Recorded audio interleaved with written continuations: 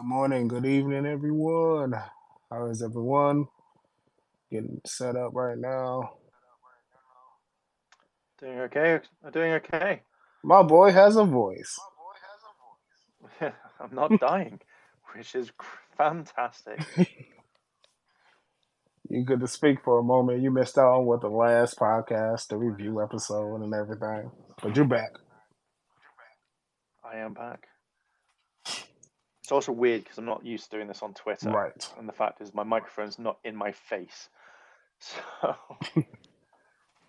Good morning. Yo, what's up, guys? you know, Well, Good morning. Good morning. good morning. Can you hear me? Yes, we can. Yes, we we can. It's can. like a slight echo on my end. Can you guys hear Yeah, the I'm, echo? I'm getting an echo too. I've got headphones on, so it's not a feedback issue. Right, right. Same. I have headphones on as well, and I'm like, okay. I was muted, so it couldn't be me. I'm hoping it's not me. I'm going to mute my mic and then see if that works, and then you can hear it. Okay. Let me see. Nope, I don't hear echo. What's up? What's up, Simon? Though, how you doing, Hi, man? Simon. I'm good, thank you. Hello, the echo's gone away. It is. So it was you, Mark.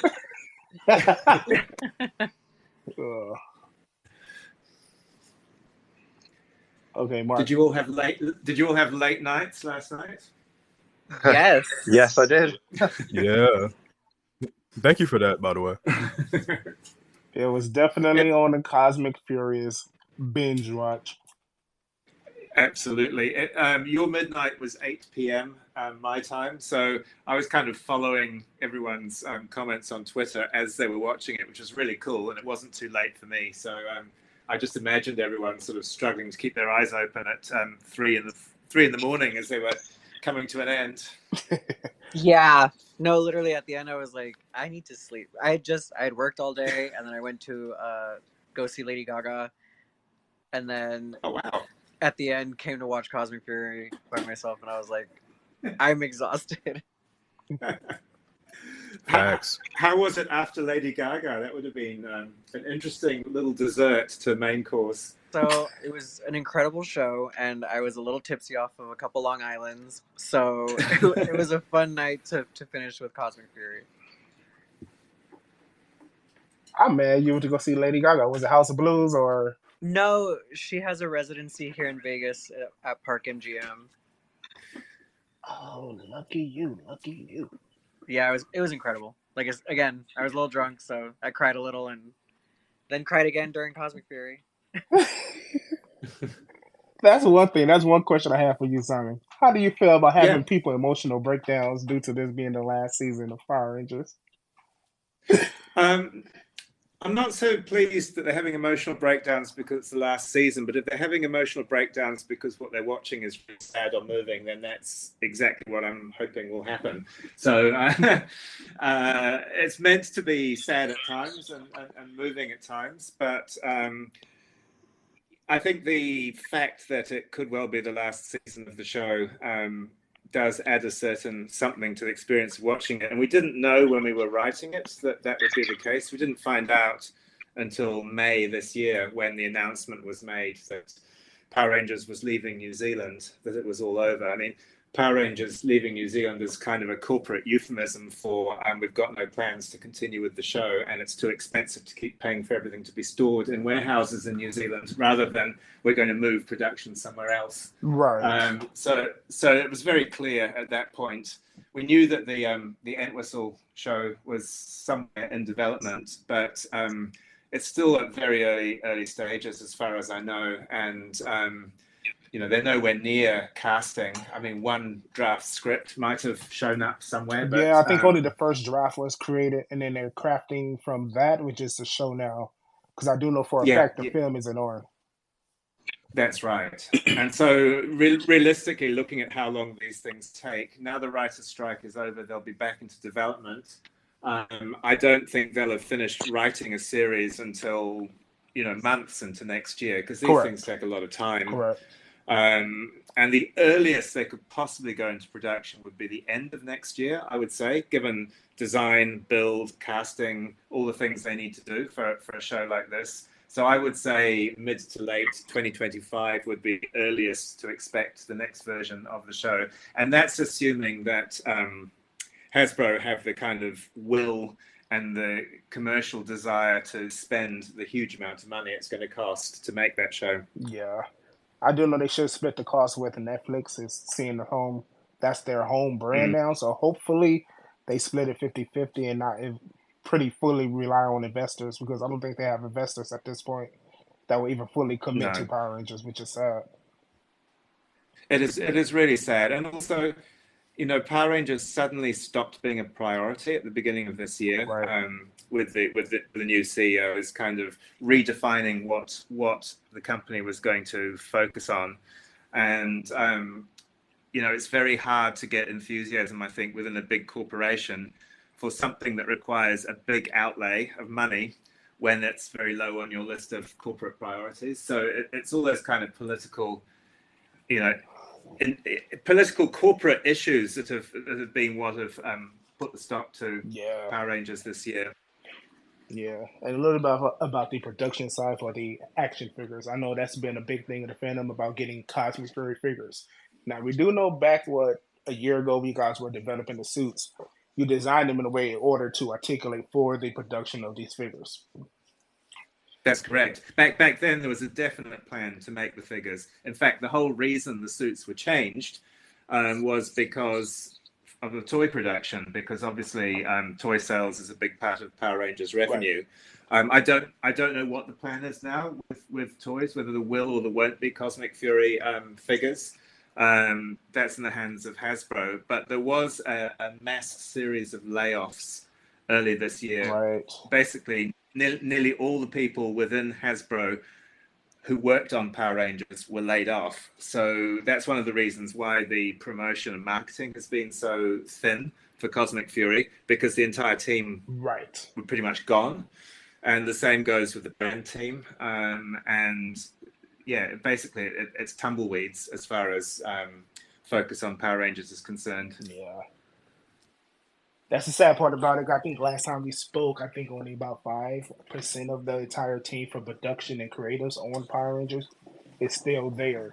And that still has went radio silent as of today. So. Yeah. That's right. But despite all that, you know, in terms of writing and making the show, it was a lot of fun. And, you know, we were very enthusiastic about it and loved making it. We were just sad that it was only 10 episodes, because we had to compress the stories from 20 into 10, which I think affects the pacing within Cosmic Fury. It does feel a bit rushed, and some of the story elements feel a bit once over lightly. We couldn't go into the depth that we would have liked to and that we did in the original 20 episode season. And also, just from a shooting point of view, it feels like it's over before you've even started. I mean, we were filming, I think, maybe 2 months, slightly more than 2 months, and then it was all over. Whereas normally we would start in October and we'd carry on through until April, May the following year on a 44 episode season. So it was all short and truncated. But despite that, you know, everyone gave it 110%, and I think everyone knew, because it was only 10 episodes and because of the messages we'd been getting, that this was likely to be the last hurrah. And that made it, that gave everyone an even stronger sense of, well, let's show them that we can be fantastic and go out on a high note rather than just fade away. Yeah, that's interesting, because, again, I was in the dark. I was never made, clear if it was originally created for 20 plus episodes and you guys had to condense it down to 10 due to Netflix rule of only having 10 episodes. That's been ordered. It wasn't Netflix. That wasn't the reason for it. It was always going to be on Netflix, and Netflix were okay, happy with the 20 episodes.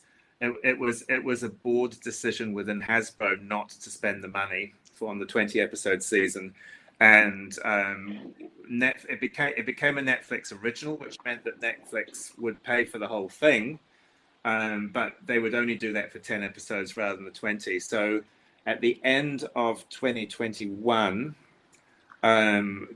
Just before Christmas, when the green light failed, we thought, oh no, it's all over, it's not going to happen. And then after the holiday break in January of 2022, we found out that Netflix had stepped in and that they would fund a 10-episode season, but that's all there would be. And also Once and Always. That was when Once and Always happened, because that had been sold to Netflix as part of the package. So that could have potentially taken up a spot. It would have been 9 episodes. So how did you guys finesse that being its own special? It was always going to be its own standalone special. Hasbro wanted it to be different to the kids series. They wanted something that was a bit older skewed, that was made with the adult fans and lapsed fans of the show in mind. That was what was behind Once and Always.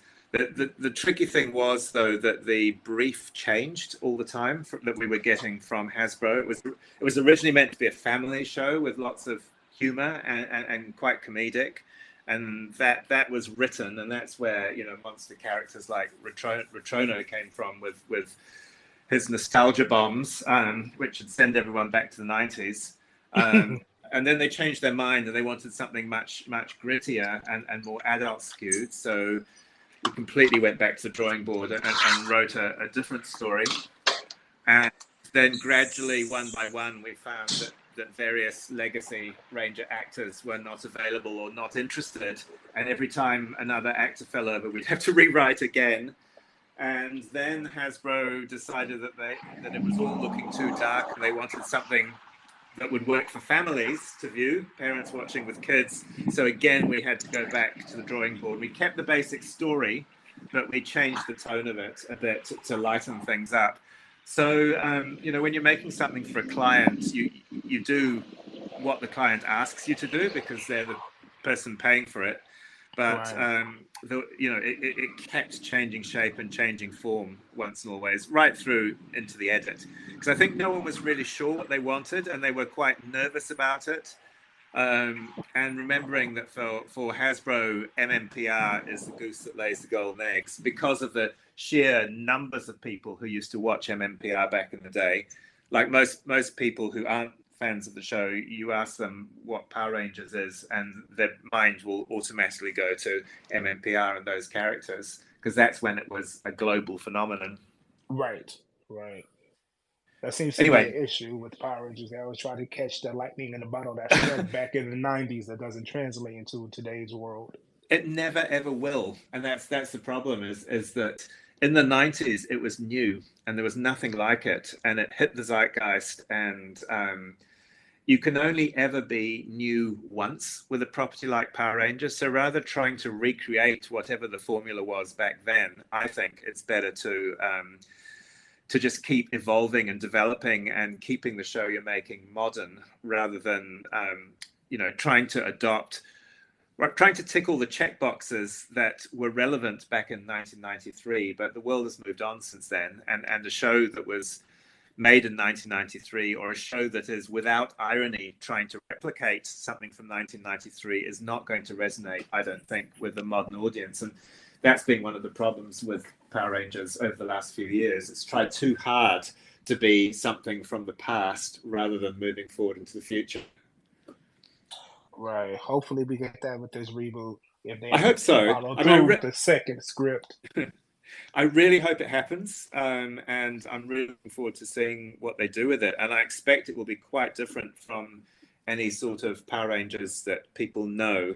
I imagine that it will be standalone. It won't rely on canon or lore from all 30 years of existing Power Rangers. It will be a hard reboot, and that will confuse some people, but people who watch it with an open mind will hopefully get carried along with the new show. And the main purpose of it, I think, is to generate new audiences for Power Rangers and to make Power Rangers cool again in a general public mind. I mean, it's always been cool with fans of the show, but that's not the audience that Hasbro want to reach. They want to reach a broad general audience. And I actually think if anyone can make it cool, Jonathan Entwistle is the right person for it, because his work to date has been fantastic that I've seen. Yeah. His what is it? the end of the fucking world. If it's to that tune, which is still high school kids, which I'm gonna guess, I do not want to be high schoolers, but if it is, I can see where they're going. Yeah, and also I'm not okay with this. I mean, both those shows, I think, have had a very authentic and modern take on teenagers, as opposed to some kind of shiny Hollywood idea of what teenagers might be. Correct. Yeah, because I was going to say I watched I'm Not Okay With This, and it was completely and utterly different from, the take on even superpowers in general. I was very like, oh, that's very different, and I actually enjoyed it rather than just oh look, someone flies in and someone like shoots lasers from their eyes and stuff like that. Yeah, absolutely. Yeah. So yeah, I mean, if it does go down that road, I think it's going to stand out, and I think it's going to be completely different from what we've ever seen. Yeah, I mean, you look at Riverdale or Lois and Clark, or there are shows that have been reinventions of well-known franchises, and some of them have been very successful.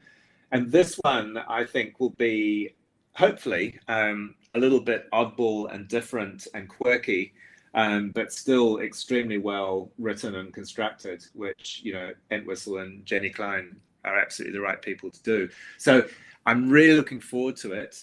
I've just got my fingers crossed that in 18 months' time, or whenever it's about to go into production, Hasbro and Netflix still have the commitment to spend the money on it, because it will be hugely more expensive than the traditional Power Rangers to make, because Power Rangers is quite a low budget show, shot very quickly. And this, if they're wanting to compete with mainstream high quality TV shows, and if they're hour-long episodes, it's going to cost 5 or 6 times at least what old school Power Rangers costs. Yeah, that's the thing about the current budget. How different was the budget for Cosmic Fury than, you say, the Dino Fury season 1 and season 2? About the same, to be honest. We were hoping for a higher budget because we had to make a lot more original footage. Like there was a lot less Sentai. We didn't use any ground fight footage from Super Sentai, and a lot of the Zord footage we made ourselves as well, using the Toei 3D assets that we had. But because fight footage is the most time-consuming thing to shoot, we originally wanted another 2 weeks of second unit to be able to shoot more original footage. But in the end, that got cut right back, and the budget, it was the same budget. We just had to be more clever with how we spent it. And I would have liked more time to shoot, and I would have liked a lot more time on visual effects. Like we were really struggling with our visual effects resources to achieve what we wanted and to finish. We could see that it was unfinished during the Zord fights. You could really see that it wasn't like, wow, the textures aren't there. But I could see what it was going for. But I understand the limitation. It just sucked. Well, it's about time. It's about time and money, basically. Right. I mean, we've certainly got the skill to be able to do better, but visual effects is a very time-consuming process, and we had very tight delivery deadlines on this. Right. So it was what it was. We could have made good original CG Zord footage, and it would have been CG rather than people in suits, because we don't have the studios that Toei have with their permanent miniature cities and where they shoot the Megazord fights. It's just phenomenal, and it would be hugely expensive to set that up. But in New Zealand, we've got pretty good visual effects teams and artists. If you look at Avatar and Lord of the Rings and the types of shows that get made here, Sweet Tooth, but you can't make a fine dining meal with a McDonald's budget, which is what we deal with. Yeah. Now, quick question based off of that from one of our viewers. For the suit designers, were they made by Plex or were they made in-house? They were made in-house. The designs were were very much a collaboration with Hasbro toy and brand people. Like there were lots of drafts in the designs. And a lot of the feedback was about making them more streamlined to mold and produce as toys. The original designs had a lot more texture on the costumes and interesting shapes, but those all got smoothed out in the consultation process. They were made in-house, same as the evil blue Ollie suit and various other costumes that you saw. The things that were made by Toei in Japan were Bagilia and Squilia, and I can talk spoilers, can't I? Yes, you can. It's free reign. The Morphin Master Z suit at the end. They were fabricated in Japan. We didn't work with Plex. I'd never heard of Plex until the complaints about the Cosmic Fury suits started appearing online. I understand they are connected with Bandai, which would make it very difficult for us to work with them. But you know, our in-house people have made the Ranger suits for as long as I've been working with the show. We don't make the helmets because they're too difficult to make, and so we get one of each of the suits from Japan, and we use those as patterns, and we make our own suits because we have to have 4 or 5 versions of each suit for the actor, for the stunt performer, for wire performers, and all the various other things that we need to do. So it is a big, it's a big machine manufacturing the costumes for a show scale of Power Rangers. So I'm quite curious. Where are the suits now? Were they destroyed, sent to back to Japan, or does Hasbro decide to kind of keep them about? The assets that belonged to Toei were returned to Toei, and what those were the helmets, and the Ryu Soldier sabers. What we get is we get one of each of those kind of props, and then we would use those to mold and manufacture our own, because like the suits, we'd need about 5 or 6 copies of each of those weapons. The Cosmic Fury weapons and morphers we designed ourselves, and they were initially 3D printed. And the 3D prints were used as a mold to make more resilient versions. All the stuff that belonged to Toei went back to Japan, and everything else went back to Hasbro in the States and is in storage in a warehouse there somewhere, I imagine. There were containers full of props and costumes, because when we wound up in New Zealand, we had 3 or 4 warehouses full of sets and props and costumes that had to be either sent to landfill, destroyed, or returned to Hasbro. That sucks. It would have been such a great opportunity to pretty much auction off these suits, since it's I know. Power Rangers. So with toys, I managed to get a couple of helmets, but most of the suits would have gone back to Hasbro, at least the good ones. I think ones that were very worn or damaged would have been destroyed. Come on, Simon, I need you to 5-finger discount me a Morpher prop. I need one. With Toei making Master Zed and Squilia and Gilia, did they get to keep those, or does Hasbro get those? Hasbro gets those. Oh, you mean the suits? Yeah. So since they... No, they've all gone back to Hasbro. Because they were original suits paid for out of the production budgets. They weren't assets that were owned by Toei.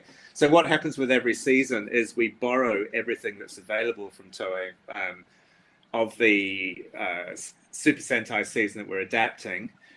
They ship it all out to us. We make copies of everything for production purposes, and then we return it all after production. Anything original that they make for us, Hasbro gets to keep. Okay. Is the way it works. So with the with the Ghost Ranger, with Zato's Ghost Ranger helmet, since y'all only get like one mold of the helmets from Toei, is that why his helmet is still red and the rest of his suit is white, or was it always planned for his helmet to just remain red? It'll remain red because we only had one of them, and it would be for scheduling purposes. if we change the color of the helmet, given that we shoot everything out of order, it would have been too problematic to keep switching colors of the helmet to match the shooting schedule. I guess we could have shot that one scene in Dino Fury when he appeared in the Ranger base last, but even so, we'd have had to allow a day or two for it to be repainted and for the paint to dry, and we wouldn't have had access to the helmet. We only, with the helmets, because they're so expensive to make, and we can't make them, we don't have the skills to do that. We only have one of each. We have a hero helmet and a stunt helmet, and the stunt helmet has the latches on the side. The hero helmet is glossy and for close-up use and non-fighting use. So sharing the helmets around is tricky. If we have Rangers on both main unit and second unit at the same time, like actors in Ranger costumes, then one has to be wearing the stunt helmet and the other has to be wearing the hero helmet, because we've only got one of each. And we spend a lot of time in post-production digitally painting out the clips on the stunt helmets. I hope that answers the question. Yep. Oh, definitely. There is one more question that was brought up by another listener. Something that has to do with the Dark Ranger. Now we know he was introduced from one episode as like a spy. Was there any like reference there to maybe being a potential Dark Ranger special? No. Becker and Alan always regretted not being able to have the Dark Ranger in Dino Charge, because for various permissions reasons, the suit wasn't available then. And so they really wanted, and they knew that fans liked the suit, so they wanted to find a way of bringing the character into Cosmic Fury. And also, you know, they were a big fan of Heckle. This was before my time on the show, so I don't have any memory of Dino Charge because I didn't work on it. And so really it was about completing the circle and giving him a substantial cameo. Like he was in 2 episodes and he appeared briefly in a photo on Squillia's phone in a third. So it was a chunky cameo. But no, there was no intention to make a special or do anything else. And also, you know, there have been comments about the red on the helmet not being correct as compared to the comics or the Sentai use of the suit. But we don't read the comics, so there's no consultation between Boom Studios and the TV show, basically, which is why we've always considered that they are their own separate canon. So this is the first time the suit appeared on the TV show. So in our heads, we were establishing the look of the suit on the TV show, and what was in the comics was its own canon. The practical reason it was blue rather than red was because that was how we received it from Toei, and Toei didn't want us changing the color on it, to be honest. So we didn't actually have any choice. But that's how we rationalize it as separate canon. Cool. Now piggybacking off that question there, was it somewhere stipulated in the contract where you couldn't reference the comics within live action, or is that something you personally didn't want to reference to where they kind of coincide adjacent to canon? It's not contractual at all. It's just that the comics and the TV show evolve completely separately. There's no communication between the comics people and us. I haven't seen the comics. I don't read them. The only time I've actually taken the comics into consideration was when we were designing the Morphin Master suits for Dino Fury, when we looked at how the comics had handled them, and they were definitely an influence on the design there because we didn't want to do something completely at odds. But it was adapted for TV rather than a complete literal copy of the comics designs. But that's the only time I've actually referenced the comics, because we don't get them, we don't see them, and they're a completely separate thing. And that's the way it's always been. I do think that, you know, the comics are aimed at an older audience than the TV show, and I think they do a really good job of doing that. And they explore lore and expand on lore, and they do stuff that couldn't actually be done live action sometimes, and certainly wouldn't work for 7 or 8 year olds. But if there was ever an animated series of Power Rangers, I think they could do a lot worse than going to Boom Studios comics for inspiration, because the art is so cool from what I've seen. Right. So can we talk about Zato? Yeah, go for it. I'm not. I'll be limited in what I can say, but absolutely, ask away. So me personally, I can't speak for nobody else, but I personally feel from your interactions with the fandom and like the complaint that has been brought up about Zato, I don't know if you don't understand where fans are coming from with their complaint, or if you just don't agree with it. So, saying things on Twitter, tweeting and stuff is totally different from actually hearing somebody speak their piece on a situation. So, I wanted to hear what you had to say on the topic of Zato and, the obvious complaint that has been going on. Okay, let's start. I have read, and I think I understand the criticisms that from some people towards the depiction of Zato in Cosmic Fury. It's not my place as a white man to comment on whether the criticisms are accurate or not, or even to defend the depiction. I think that once people have seen it, then they can make up their own minds as to whether it's valid or a demotion or a promotion or whatever the criticisms are. But I can understand how it feels, particularly with Zato being not there for pretty much for the first 3 episodes, and for the fact that he is kind of an outsider with the rest of the Ranger team, and that he has very limited powers. At the end of the season, he ascends to become a Morphin Master, which is something that has never happened to a Power Ranger before and is far more powerful than any other Ranger could ever be. And all I can talk about really is the intention behind what we were doing, rather than how it is perceived.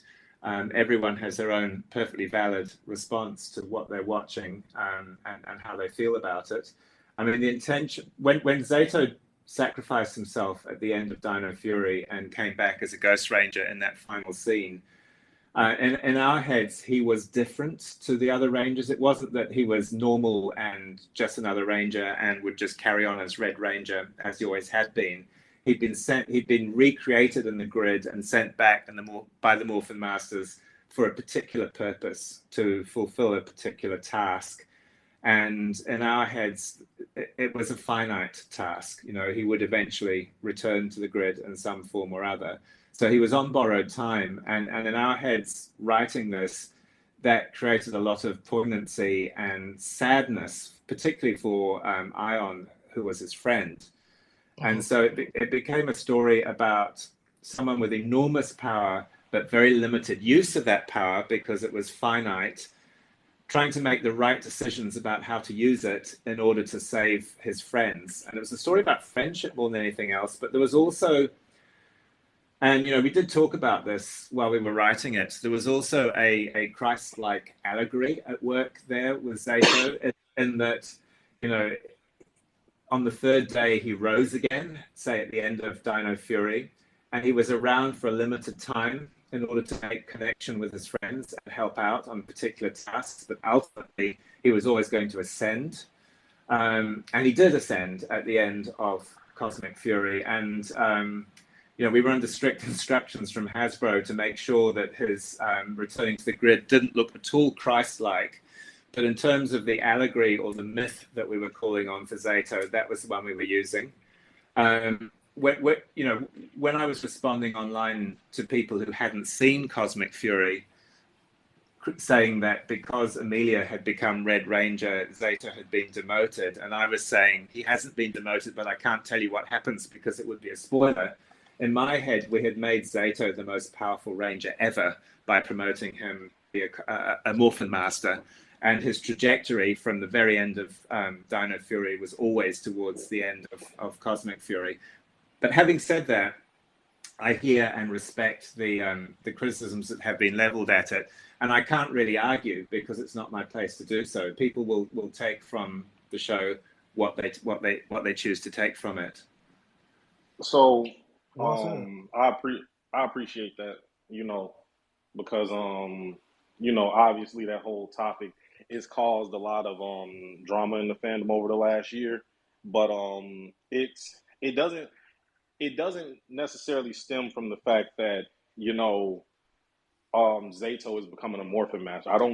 I personally don't look at becoming a Morphin Master as a demotion, but because of what the Red Ranger represents to Power Rangers, that is more so the issue that fans have. It was never about Amelia being female or Amelia actually becoming a Red Ranger, but this is one of the few instances in Power Rangers where a member of this team is now replacing another member of this team as the Red Ranger.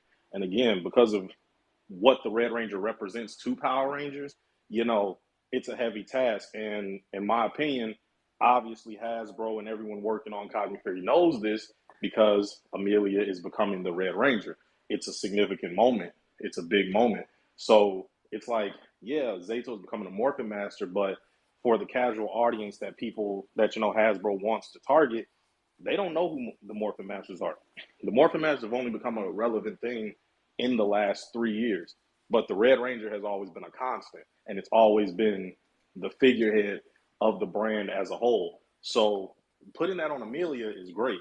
Nobody is arguing that, I don't think, and I don't think anybody could contest that. And I personally feel like from watching Cosmic Fury, she did a good job as Red. It was earned. It was deserved.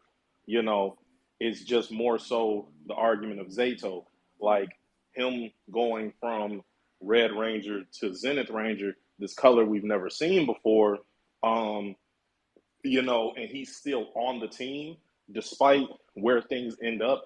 It feels like he gets sidelined, and we've had seasons that have had 2 Red Rangers, and the fact that we couldn't do something like that feels like, the whole purpose is to put all of the Red Ranger focus on Amelia, which is, again, that's okay.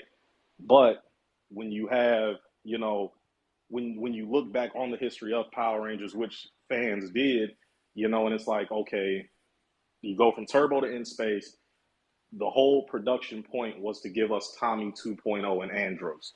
So even though they had thought about making TJ Red, they made Andros Red because the Red Ranger is the leader, and then you look at SPD. Jack is literally ridden out of the show and Sky is promoted. That was always the natural line of things in SPD, but this is something that happened on a second occasion, and you look at the other seasons with black leaders, RPM is about the Black Ranger. It's not really about the Red Ranger, but the Red Ranger is still the leader. Beast Morphers, I would say that it's more so about Nate than anything and less about Devin. Devin had his moments, but, that's a thing. He doesn't really, shine. So, when you get here, this is the first time that we're having a Black Red Ranger 2 years in a row, and he had a very strong start. He was, in my opinion, characterized like no other. Like, he was definitely different, but that him not fulfilling that, I guess for some fans it made it feel like we were shortchanged, and that was the whole complaint. I know people took it in different avenues and tried to make different complaints, but in my opinion, it's not about him becoming a Morphin Master. I get what the Morphin Masters are supposed to represent narratively, but the complaint goes beyond the narrative. It goes beyond what the story is telling. It goes beyond it's about the representation and what the Red Ranger holds and how significant he is. And, you know, I had a space earlier where I talked about, you know, why wasn't Zato just a White Ranger? You know, his Ghost Ranger suit is white. It would have felt like more of a natural evolution. And white is the only other color that has been treated as an equal to the Red Ranger from a production promotion standpoint, even in Sentai, you know. So if Zato would have been white, it would have felt different. But we're getting thrown a new color. It almost feels like, you know, this being a season with so many firsts, it's like, oh, he's just getting a new color as a consolation prize because he's not red anymore. So there's a lot of avenues and ways for fans to look at this. But, you know, I do appreciate your response. You know, I think that I do think that it could ease a lot of fans' nerves the way you presented your argument. Thank you. I understand the criticism, absolutely, and I can't really comment on it or defend it other than to say the intentions were based on love of the character. Also, bear in mind the word zenith means at the apex or the highest point of something. So, you know, what we were doing in terms of the narrative, which is different to the optics, I quite understand that, was really out of respect for the character. Something else that's interesting from what you just said was that we always wanted Zato to be the White Ranger.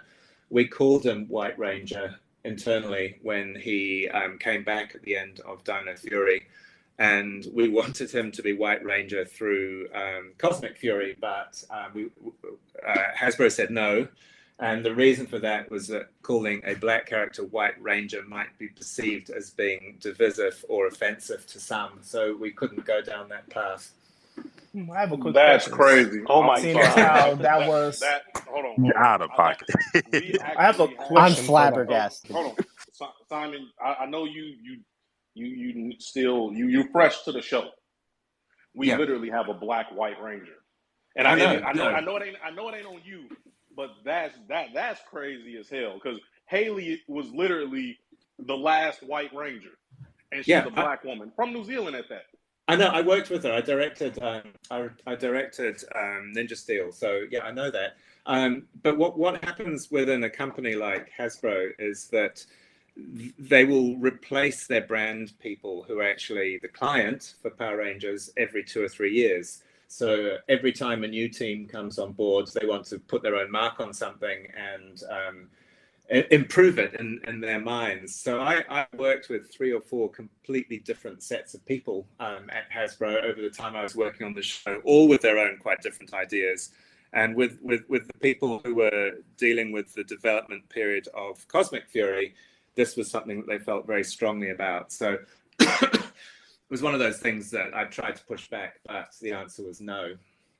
And I agree, it's ridiculous. I come across some really ridiculous things. For example, Morphin Master Z writing a Z on the side of the mountain with his staff to demonstrate his power, and Izzy thinking it looks more like an N, was a direct reference to some notes we got from Hasbro about the costume design, where they were concerned that if he was lying down, the Z on his staff would look like an N, and that would be confusing to the audience. You know, it's that kind of stuff that you deal with on a day-to-day basis. So we made a joke of it in the actual script. But sometimes you're left completely on your own, and other times there's a lot of hands-on control, and particularly in areas that might be perceived as being sensitive. Another example of this is that Robo Rita's mask design, like the face, went through about 4 or 5 different drafts because Hasbro were concerned it looked too Japanese, and they were accusing us of being of cultural appropriation. And I tried to argue that the entire show is cultural appropriation if you're going to follow that argument, because nearly all the designs in the show are actually Japanese or from Japan, but that didn't wash either. So those are the kinds of tricky pathways that we have to navigate. Yeah, I'm glad you've been transparent about it because Hasbro has been the conflicting insert in a lot of development and production of their shows, particularly Power Rangers. Kind of exactly like the Zato type of thing being Zenith. I think it would have been a lot more poignant if he stayed the Red Ranger and still ended up at the same outcome of becoming a Morphin Master. But it seemed Yeah. like all that was deflected for something else. Yeah, I understand. I mean, it's the optics of the color change and alongside Amelia's promotion that just send a really less than desirable message to the world. I completely get it. Right. It was not the intention, but a whole bunch of factors created what we ended up with that could be seen to create that impression. I mean, I actually really liked Zato's story and Ion's story as well. I directed the scenes in the White Room where Ion meets the person he thinks is Zato, and it turns out to be someone different. And I just loved working with them both on those scenes, and I thought they played It's out. beautifully. We could say it. It's out. People have seen it. It's Zordon. You Yeah. can spoil it. Yeah, that was a good Was there scene. ever any Big cost Z. in getting David to voice him again? To voice Zordon? No, No. because we wanted to leave it ambiguous as to whether it was Zordon or not, and we wanted some of the audience to go have an aha light bulb moment, and others not to realize until the very end of the last episode when Billy twigs. So if we'd had David voice him there, I think it would have been blatantly, glaringly obvious. Yeah. And you know, even Zordon wasn't sure who he was. He had appeared to Ion in Zato's form, and because his energy was spread through the grid, he had some knowledge and some memories, but it was all a bit hazy, I think, for him. So I personally wanted to keep it ambiguous and as a jigsaw puzzle piece for the fans to put together. Oh, an artistic I see. choice. Yeah. Is there for the other Rangers? So you made perfect sense of why Amelia became Red and why Zato became Zenith. But was it just technically like supposed to be a natural evolution for the other Rangers to remain their same colors, or did y'all ever think about changing any of the other Rangers' colors? No, we didn't. We wanted them to be the same color ranges that they had been. We didn't see any story reason that would necessitate them changing colors, really. I mean, I know people have said we're missing pink or we're missing yellow or why isn't there this color in the team? But I thought like Hartley was clearly established as black and Izzy was clearly established as green, that their identities and their association with those colors was strong and clear. Okay. What about Fern? I mean, obviously, y'all wanted to give us the first Orange Ranger, which I think everybody appreciates. So, like, what about like picking her dinosaur? You know, and just everything. Why was she chosen to be? Like from a production standpoint, why was Jacqueline Joe chosen, and just everything? Basically, because we really liked her as a character in Dino Fury. And she had the close relationship with Izzy. And we thought, well, if they're going to be stuck in a base on another planet, you know, millions of light years away, what would be interesting stories that might arise from that? And being stuck with your partner who is not a ranger and the stresses when you can't morph yourself that these might put on the relationship, I think was the reason why we wanted Fern to go along for the ride. And there was a lot more Izzy Fern story in the 20 episode version than we were able to keep in the 10 episode version. Like they actually did break up because Izzy was being overprotective of her girlfriend, and Fern resented that and wanted to be able to go on adventures and leave the base herself. So there was more depth in that particular story. In terms of why she became a ranger, we just thought it was cool. You know, it was a nice story. We liked the connection with Solon, who's another character that we really like. And we thought that it would be nice if she earned her ranger stripes, so to speak, by saving Solon's life. and that Solon became her spirit dinosaur, even though a Solanosaurus obviously is a fictitious dinosaur, but then so is a saber-toothed tiger when you look at it.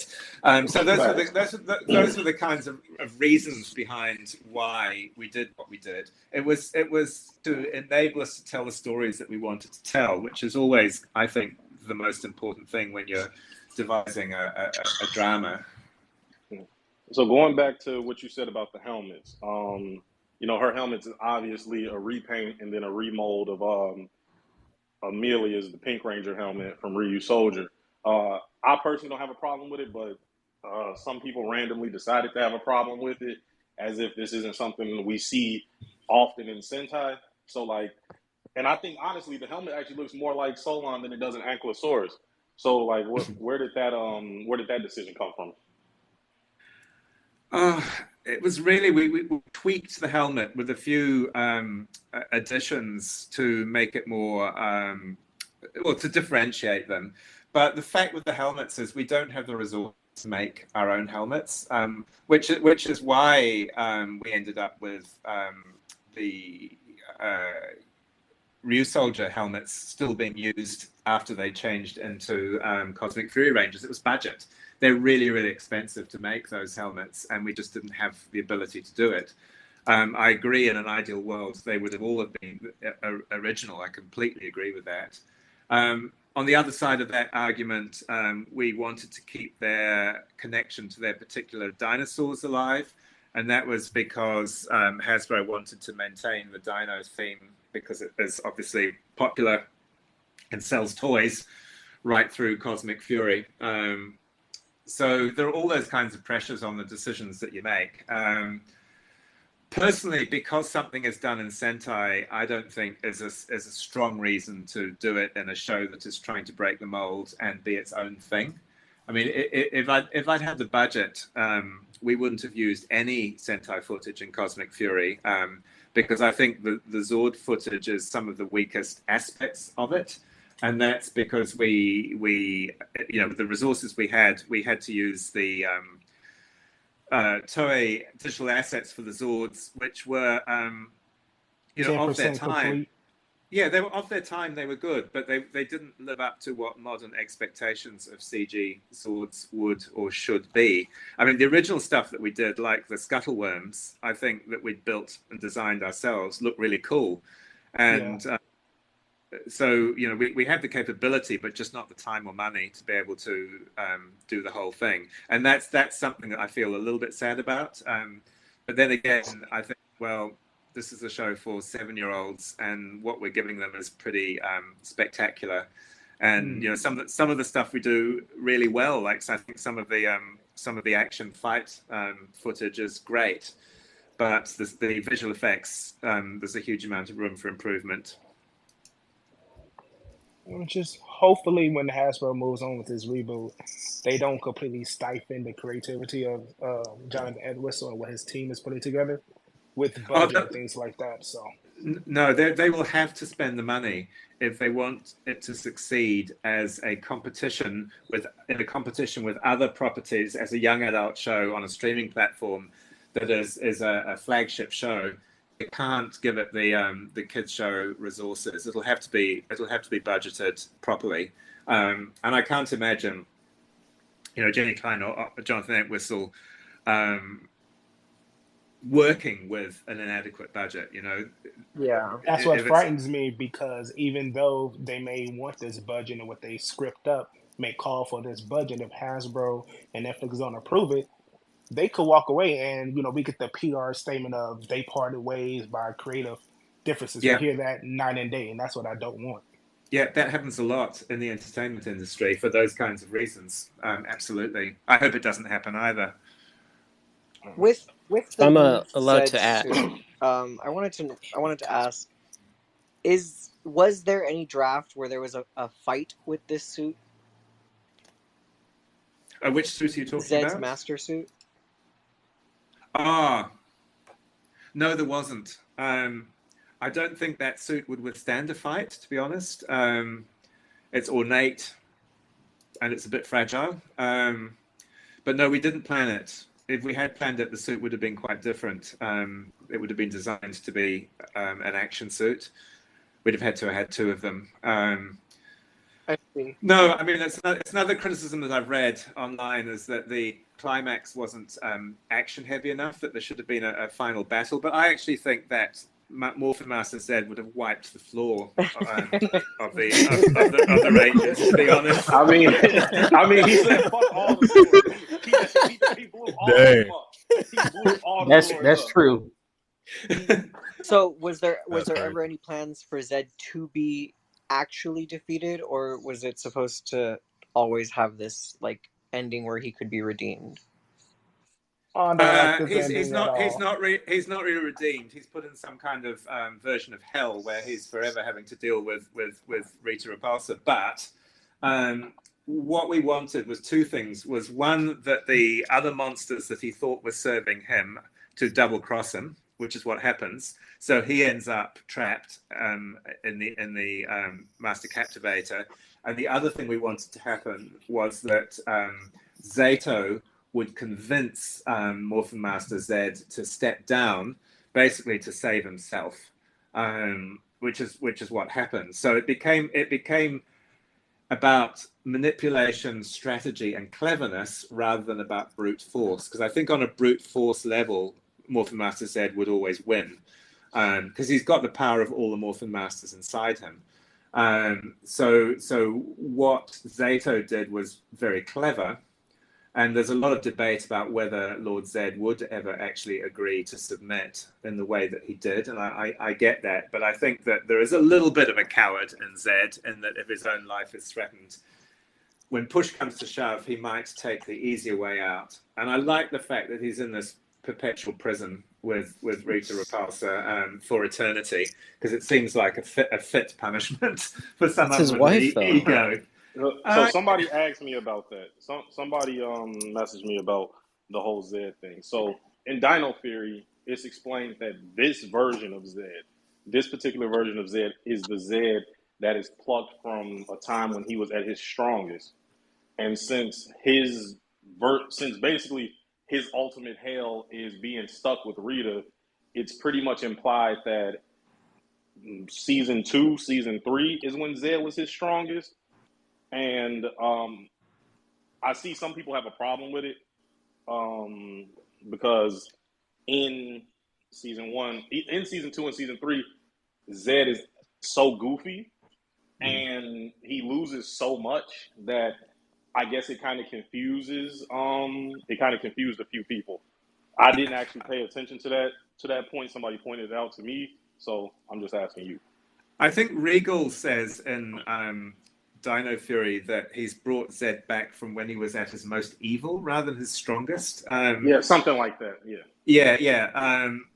So I think it probably is season 1 Zed before he becomes too goofy. But remember when I think it was Ion and Zato in Dino Fury went to Nibiru and met versions of their Ranger team who kept attacking them and fighting them. Part of the magic of that place is that it creates enemies or people that you clash with out of people that it's plucked from your memories or your imaginations. So even though Zed and Rita might have loved each other in real life, the version of Rita that is in this particular version of hell is kind of a projection or a creation that is there to torment him. Okay. I have another. I get it. So it seems like it was a very analytical standpoint to put Rita, because from my perspective, at that point in time, Zed had no knowledge of Rita. They wasn't married. So for that to be his nightmare or his personal hell, for me, was completely left field and confusing. It's kind of like, how would that be his hell if he doesn't even know this woman? Fair enough. I think there are probably occasions like this where continuity is bent slightly to suit the story. I think we just liked the idea of Zed trapped in a hellish relationship situation with Rita, who was voiced by Susan Brady, who was the voice of the Mystic Mother back in the day,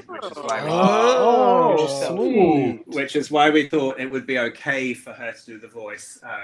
because Cosmic Fury being non-union, we couldn't get the same brilliant voice actor who did Once and Always, which was union. I see. Right. Right. I have a Zed question real quick. Again, sorry. So we know that the Dino Fury, the person who voiced him in Dino Fury, decided not to come back for Cosmic Fury. Fred Tatasciore, was he recommended by Hasbro, or did you guys just reach out to him? He was recommended by Hasbro, Okay. and we auditioned about 7 or 8 very experienced US voice actors who'd done a lot of work. Yeah, that's why I was With surprised. Kerry Rosenberg, yeah. So that was how we landed on him, and he was fantastic. He was great to work with. I mean, no one can do the true, authentic, absolute Zed, but I think he did a great job. And before every cue in ADR, we would play him clips of the original Zed to listen to and try and get into that mode and that pitch and that timbre. And I saw someone saying, criticizing him, his voice is too high, but actually, some of the amazing Axelrod's voice, it was higher than you think. Whereas Andrew Lang's Zed was much more your kind of gruff, growly, traditional villain voice. But the original Zed had a lot of sardonic inflection in the way he played, and we were trying to replicate at least some of the character of that Zed, if not an actual if not a pure sound-alike. Because I don't think anyone could actually do that. And I know there are lots of people online who think my friend could do better than that. But to be able to sustain it and craft a performance across multiple episodes is a particular skill, and it's a bit different to just doing an impression of someone. Well said. Thank Thank you you. for saying that, because a lot of these fans out here think they could do a better job I know. than who was actually given a paycheck for it. No, they can't even flip a burger better. But To ask about positive. another evil person for a minute, what was like the design process and like the inspiration you guys got for making that evil Ollie suit? Because it is fantastic, and I kind of want to know how you guys like created that whole thing, like the morpher, the sword, and stuff like that. If you could mention any of that at all. Yeah, I think we looked at some of the power-ups from Ryusoulger, Dino Fury as an inspiration, with the big shoulder armor pieces. It was definitely following those lines, but it was an original design. Sarah Voon, our costume designer, came up with sketches, and everyone liked them, and so we went ahead and built it. So it was quite simple in a way. The morpher that he had was simply a Ryusoulger Dino Fury morpher painted blue. It was the same thing. His weapon, the Tricera Blaster, was one of the original weapon designs that Tracy Collins did, and there was quite a lot of versions and drafts of those made to get them to where everyone was happy with them. Like Hasbro approved everything, again for toy design purposes. Although whether there ever will be toys or not is if they make a toy, I'm buying. That's all I'm saying. Absolutely. So yeah, it's not a one-person job. Basically, the designer will come up with sketches and show them to me, and I will make notes, and they will make modifications. And when I'm really happy with something, we'll send it to the people at Hasbro, who will share it with the toy team, who will come back with notes. Some of the notes will be from brand, like we need the lightning flash on everything. And some of the notes will be from toy, for instance, can you smooth this off? It'll make it easier to manufacture, those kinds of notes. So, and we try and accommodate all those notes, make changes, send them back. Maybe we get some more notes, and eventually everything's signed off on. Usually it's at the point where if they don't sign off on it, it's never going to be made in time, because those twos and fros could go on forever. So that's kind of the process. I mean, everyone wants to make something really cool that ticks all the boxes that need to be ticked. Thank you. Can you talk about Ollie being evil, like the whole idea behind it? Yeah, because that's the best part of the show. This was born out of the situation that when we were locking in the cast for Cosmic Fury, just after we'd finished filming Dino Fury. Kai Moyer was the only actor who couldn't commit. He wasn't, because he had other work in the pipeline. He wasn't sure that he could come back to New Zealand to do Cosmic Fury. So we had to write Ollie in a way that Ollie could stay suited the entire season and played by a suit actor, with Kai voicing him from the States via ADR. So the only way that would work was if the character was separate from the other Rangers, and we thought, let's make him a villain, and let's because we did it in one episode in Dino Fury, and back then Rangers were only allowed to be evil for one episode, and they had to be cured within that episode, but all those kind of restrictions had been lifted. So by having Ollie evil and in Lord Zed's camp meant that should Kai not be available, he could stay morphed and stay a suit actor and be separate from the Rangers from a scheduling and shooting point of view. So it was a pragmatic thing. However, luckily Kai was available and came and joined us. And he was actually really happy to be evil for most of the season. We can tell. Yeah. He's good. He's good at being evil. He had a great time. He loved it. He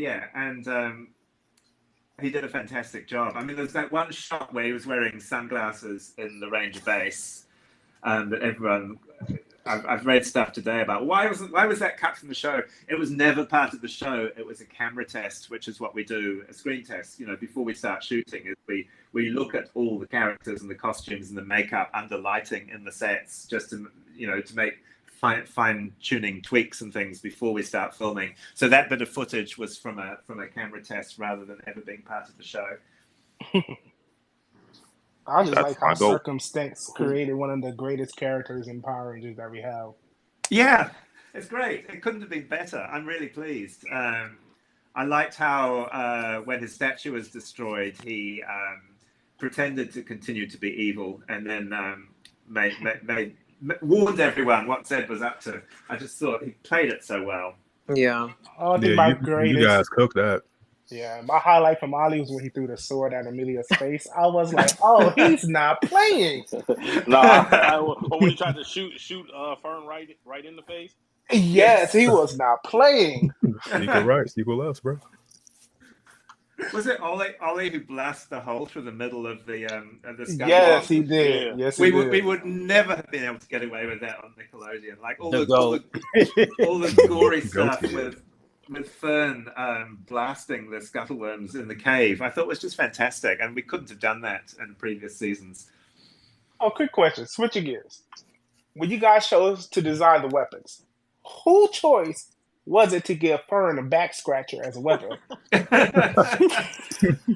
I never saw it as a back scratcher. Basically, we looked at a whole range of traditional martial arts weapons, as well as blasters and obviously a hammer. We also wanted the weapons to somehow connect visually with the particular dinosaur that was the spirit dinosaur of each ranger. I think if you look closely at Fern's back scratcher, you'll see that the head is a little Solon with the feathers. Oh. I'll have to go look at it and blow it out. That is too cute. I think so. You see the head? Yeah, no, the head is at the bottom of it, and then it's Solon. Yeah, Solon even says like, "Oh, your weapon is my claw." I think it's meant to be Solon's claw. Solon's claw at one end and head at the other, and it breaks up to be nunchuckers. And it was really, we also wanted each weapon to be quite different to each other and have a different function, so that the fighting would be more interesting, because everyone having the same saber in Dino Fury did mean that there was a sameness to the action at times. So what was some of the team canon? Because you got these weapons, right? And the team, it's not practical at all. Like you can't form that cannon with those weapons. Like how? No, I know. Well, how's it come about? We wanted it. We were asked to do a combined blaster, and it's ironic because I got so much criticism for them not doing it in Once and Always, not using their combined weapon in Once and Always. And now all the criticism is about they go to all that trouble to make a combined weapon. It's pathetic, and the mental usage of them. I think my track record with combined weapons is a definite F fail, and I will never be the one to get that right, sadly. Where it came from is we were asked to make a combined weapon, and it was designed by Tracy Collins and approved, and it had elements of all the individual weapons, but no one really thought about how they changed shape and form to make that big weapon. So by the time we got to visual effects to start to design the formation of the weapon, the art department had long left the building. Like this was months after production had shut. So we had the 3D models from the production design of the combined weapon, but it didn't break into its component parts. So in the end, we outsourced that particular sequence to a external visual effects house because we didn't have the time to do it in-house. It took a lot of time and effort. And they said, as we knew, we can't make the individual weapons form into this thing. So we got them to do a sequence where there was movement within each of the weapons, each of the component parts of the combined weapon as part of the formation sequence. And that was actually the best we could do with what we had in the time, to be honest.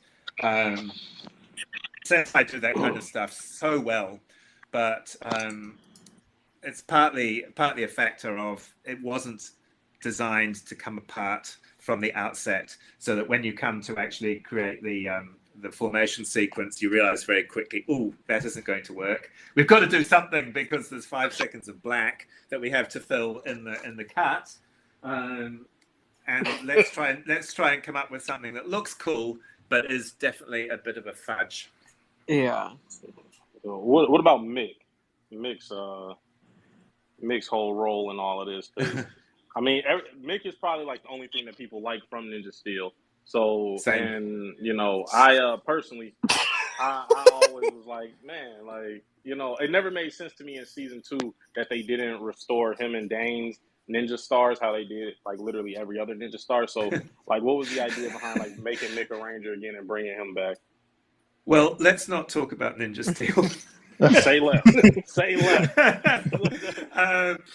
It was my first exposure to Power Rangers Ninja Steel, and it was interesting. Anyway, let's not talk about Ninja Steel. We all love Kelson. We all love the character of Mick. By we, I mean me and Becca and Alwyn. And given this might well be our last chance, Kelson has been a regular player. Like, he's the most valued player, I think, in so many seasons of Power Rangers. So we wanted to bring him back. And it felt right for him to have a bit of a function early on in the season where he was out and about looking for things and tracking things down. And we also thought that it was plausible that he might have met up with Billy somewhere and they might both be doing some research. I mean, Billy from the end of Once and Always, and this is another whole conversation, was convinced that Zordon might still be out there somewhere because obviously he'd accidentally summoned up the spirit of Rita. So why not the same with Zordon? And at the end of Once and Always, he pledged he was going to go into space. So in our heads, between then and the beginning of Cosmic Fury, he'd met up with Mick, and they were both searching, looking for clues, looking for lore, looking for tech that might help him make connection with Zordon. I've jumped onto a different subject here, but I might as well finish it.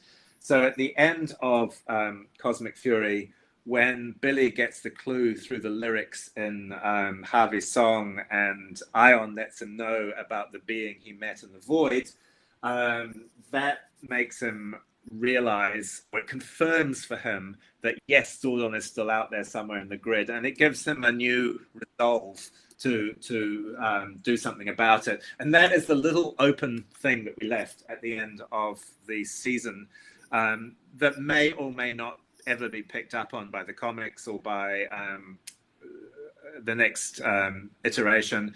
But we did want to leave in people's minds that for Billy, he may eventually realize his goal and find the mentor that he's been looking for. So jumping back to Kelsom, I mean, the reason we wanted him back is that we liked him. We needed a character to serve various functions. We were originally going to bring back Ninja just for interest in an earlier plan for the season. But we went with Mick instead because we really like the actor, and we thought, well, if he's going to be there, let's make him his Ranger form again. And there was more fight footage with Mick in that big battle at the start, but we had to cut it out just because of duration. There was so much that we had to squeeze into that episode that we probably trimmed about 5 or 6 minutes worth of footage just to get it down to the 22:30 that it had to be. Release the Pookie cut. Facts. We need a Pookie cut. It wouldn't be any good without the visual effects. That's the problem. I'm sure the fans could easily just be like, yeah, we'll do it ourselves. Yeah, get Hurricane Gold on it. Yeah. How do you so you mentioned earlier about there not actually being like a sixth Ranger for the team or something to that effect. And my argument to it is, well, like, Zato is a Morphin Master now, and there's only 6 Rangers left. At the beginning of Dino Fury, all 6 Rangers got their powers at once, and Ion got a different suit, different morpher, which is the signifiers of a 6th Ranger. And here in Cosmic Fury, even though he has the same morpher, he still has a different suit, which is obviously the evolution of his Dino Fury suit. So, but you're saying he's not the 6th Ranger, but it's like it's kind of hard not to look at him as the 6th Ranger when he literally fits the traditional 6th Ranger trope still. Yeah, I mean, it wasn't something that we had put a lot of consideration into, to be honest, and we probably should have. But I think whatever viewers want to take away from what they see, like if you want to think of him as a 6th Ranger, then that's fine. But I do think that, like, Ion coming in episode 7 or whenever it was of Dino Fury was really driven by footage, Sentai footage, in that we had a whole lot of footage without that Ranger in it. So we had to introduce them later when we did. And I think that the tradition of the 6th Ranger is a Super Sentai tradition that has had to be followed by Power Rangers over the years because they have to follow the footage. Because we didn't have to follow the footage with Cosmic Fury, it wasn't that we made a conscious decision, let's not do the 6th Ranger this time. It's just that there wasn't a 6th Ranger. And I suspect that the trope or the convention of the 6th Ranger has become immortalized or baked in to the Power Ranger mythos simply because that's the way it's been. But in the shows I've been involved in, the seasons I've been involved in, it's been probably a much lesser deal than it has been in fans' minds. It's been we've got to delay the introduction of this character for footage reasons, and when we do introduce them, because they're coming in later, let's make a big deal about it. But it wasn't really a consideration for Cosmic Fury. Like, is Mick the 6th Ranger? Is Ion the 6th Ranger? Is Zato the 6th Ranger? I don't know. We didn't have a designated 6th Ranger. So I would say that's either a failing on our part or it's something that you can decide yourselves when you watch it. I don't think it's a failing. So my counter argument to that is this. It's not a failing on y'all part at all, because the thing is this. I don't know how aware you are of Sentai, but the thing is, Power Rangers started with the first Sentai to have a 6th Ranger. And moving forward, even in Sentai seasons that didn't have 6th Rangers, Power Rangers made those accommodations. For example, in Turbo doesn't have a 6th Ranger, but they made the counterpart of the Phantom Ranger a Ranger, Same thing with Magnet Defender and Lost Galaxy.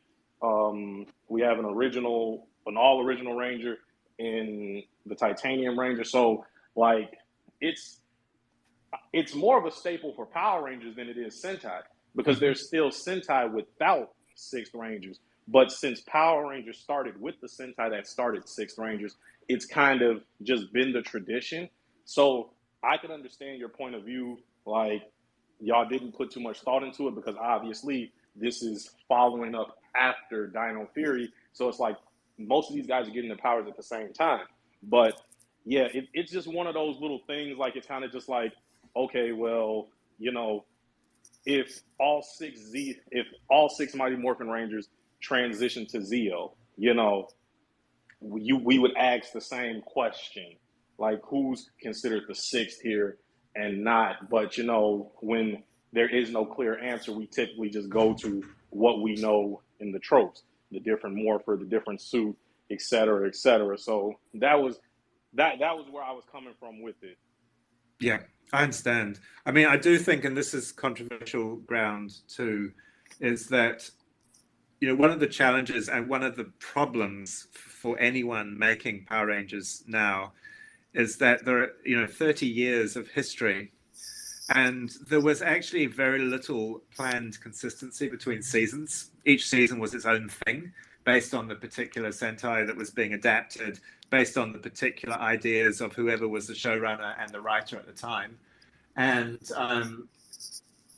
when you look at all the lore and what is and what isn't canon and what dimensions different teams may or may not exist in, it becomes incredibly messy and inconsistent. And because humans, part of what we do is we try and impose order on chaos. Everyone has tried to find consistencies between a whole lot of stuff where there is none. And I think a lot of what we've been doing with Dino Fury and Cosmic Fury has been to try and solve some of the huge inconsistencies that exist within Power Rangers canon to lesser or greater levels of success. I mean, the whole Morphin Masters thing was a Chip Lin idea, and that was supported by Hasbro at the time, which was, you know, let's bring in these godlike beings that got mentioned briefly in MMPR and have been referred to in the comics, and they can be the reasons why a whole lot of inexplicable stuff happened across the years. And so we went down that path, and what we found very quickly was that having all-powerful beings who can fix any problem with the wave of a wand and create rangers and and grid devices left, right, and center basically completely disempowers any team of Power Rangers, because as soon as they get into trouble, it takes the stakes out of a story, basically. So we decided with Cosmic Fury, the first thing we had to do was take the Morphin Masters off the table and that raises the stakes hugely, because no one can ride into the rescue. I mean, the whole Deus Ex Machina thing in drama, yes, it was a big thing in Greek and Roman theatre, but you try and avoid it because, you know, if you know that an outside force is going to come in and solve all the problems, then the story is completely unsatisfying. So that was the consequence of what we had to do. And I'm not sure quite what started me on this train of thought, but there you go. No, thank you. We appreciate it. That's something that, you know, the fandom questions a lot, is the Morphin Masters. So it's nice to see like where that idea came from and what you guys went through to take them, like you said, off the table so that it wouldn't affect the storyline of Cosmic Fury. Facts. Mm-hmm. Simon, I do have to ask though, what is the kind of obsession with squid monsters?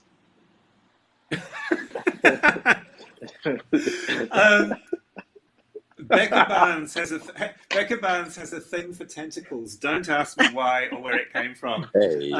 You'll notice there's an octopus and Dino Fury.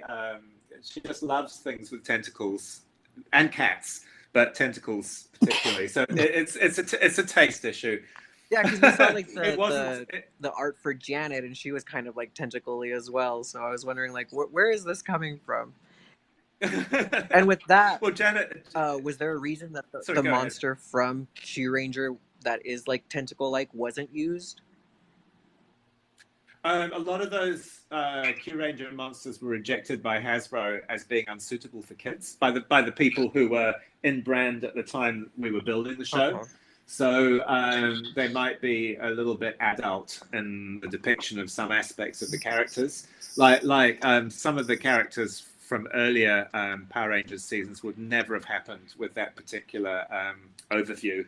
I mean, I got notes about things like, the texture of the metal in Lord Zed's fortress looks too much like a torture chamber. Can you change it? Just really, really strange notes. But yeah, I mean, some of those Japanese monsters, particularly the female ones, are very busty and not.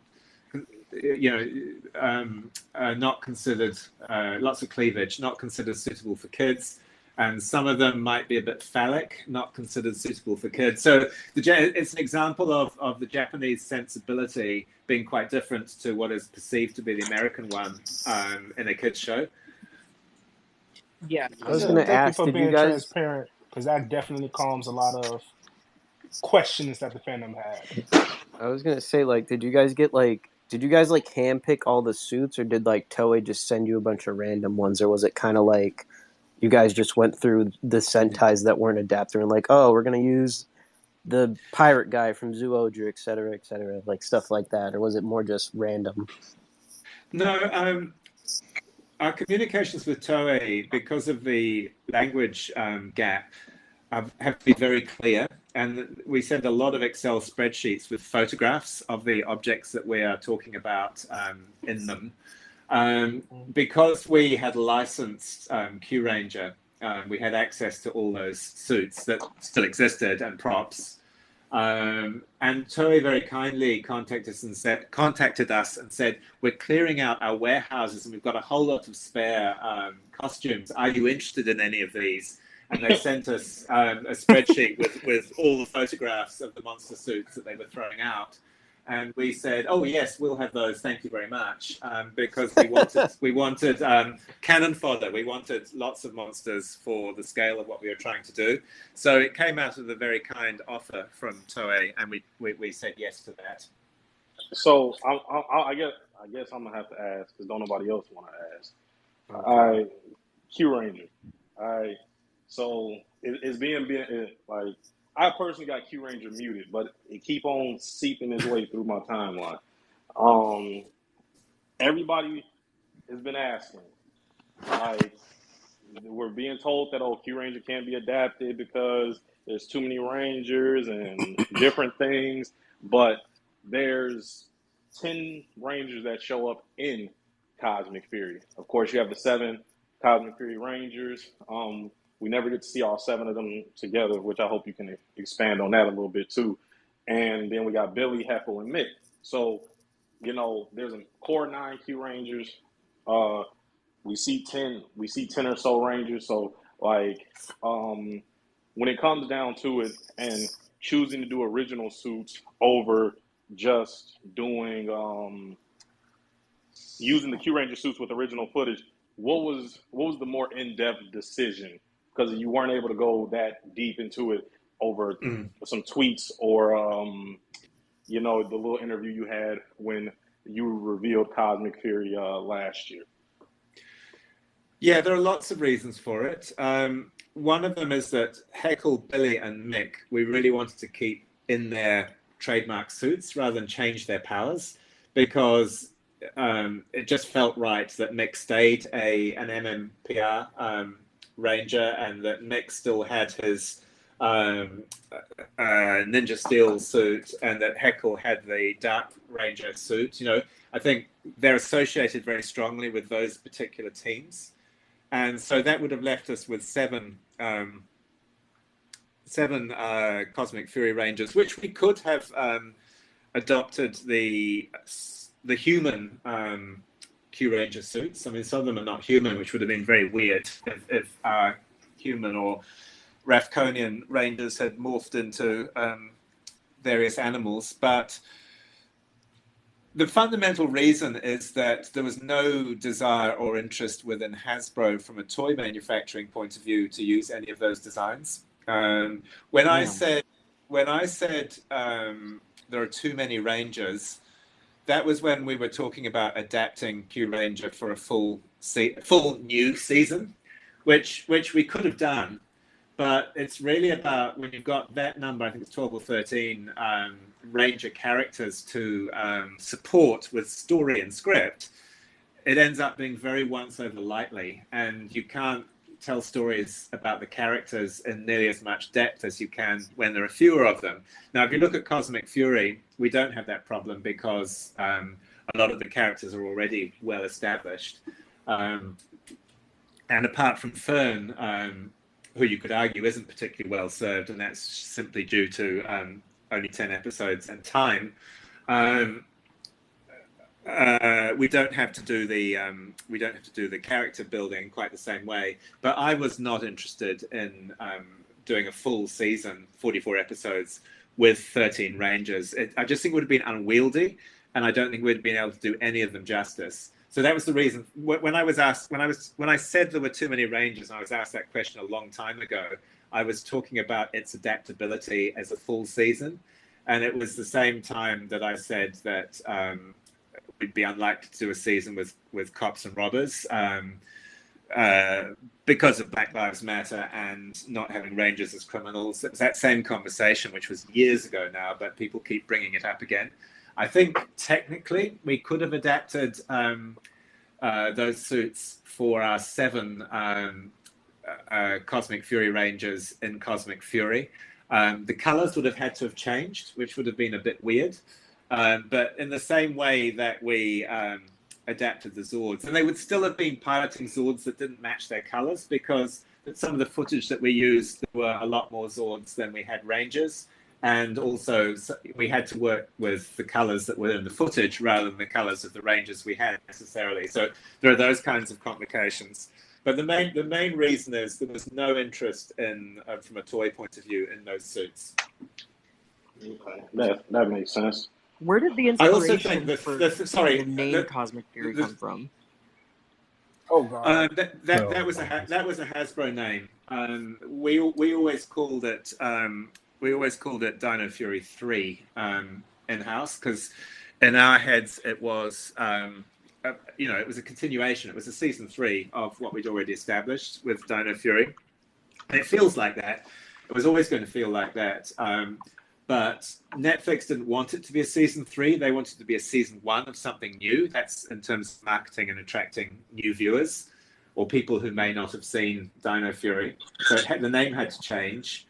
And Hasbro brand came up with Cosmic Fury. And I think if you're going to change the name, Cosmic Fury after Dino Fury is fine. It says that it's in space, and it also says that there's some continuity from the previous season. Were there any other working titles? Cosmic just needs royalties. That's all he needs. Sorry, I missed that. I said, were there any other working titles? We had lists. We come up with 20 titles of 20 names for each character, or 20 suggestions for characters. We brainstorm, and they all get sent to Hasbro. And sometimes they pick one of ours, and sometimes they come in with one of their own, because they used to have their own in-house writer who was really good at coming up with names. But the people connected to Power Rangers within Hasbro, there are not many people left. Yeah, I mean, they're still around, but they're not working for Hasbro anymore. What about other Rangers? Was it always just Heckle, Billy, and Mick, or did y'all ever plan to get any other Rangers back? Was there any other Rangers that signed on that couldn't commit, or was there anything of the sort? No, the people who were in the show were the people we always planned to be in the show. Ninja was the only character that changed during development. And we weren't entirely sure for some of the development whether David Yost would join us or not. There were a lot of conversations around that, so we were always prepared for that not happening, and it was great that he did come and play. It was wonderful to have him for the whole season. But the negotiations over that and Once and Always with all the cast went on for a very long time, and there was lots of toing and froing. Because a lot of people wanted to see men again, and I know there's that Zord scene with it's like loopy. I assume that that's men in the background. It is. With Perfect. Megazord, but yeah, her being like the newest Ranger on the block and stuff. Like I know that fans were hoping that she was gonna make a surprise cameo, so I guess they were Yeah. kind of justified.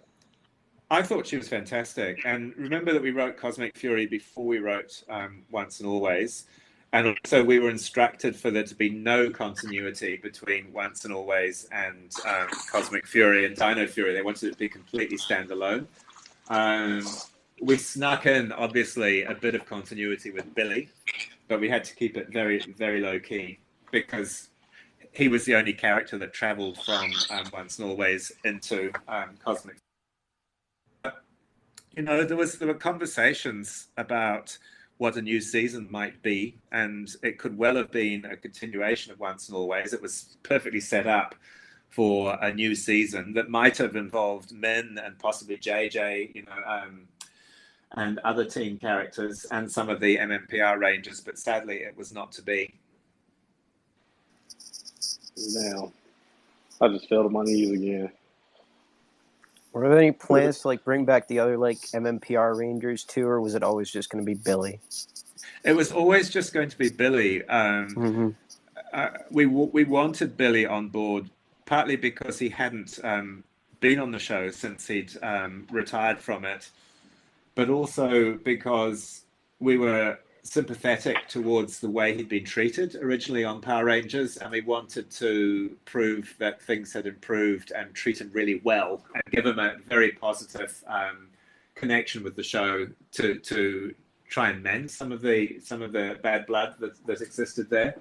And also, he's a really cool character, and we knew that in a 30th anniversary season that the fans would love to see him back. It was a bit upstaged by Once and Always because obviously he ended up being in that first, but at the time we were writing Cosmic Fury, Once and Always wasn't a thing. So we thought it was going to be a complete coup to have him in the series.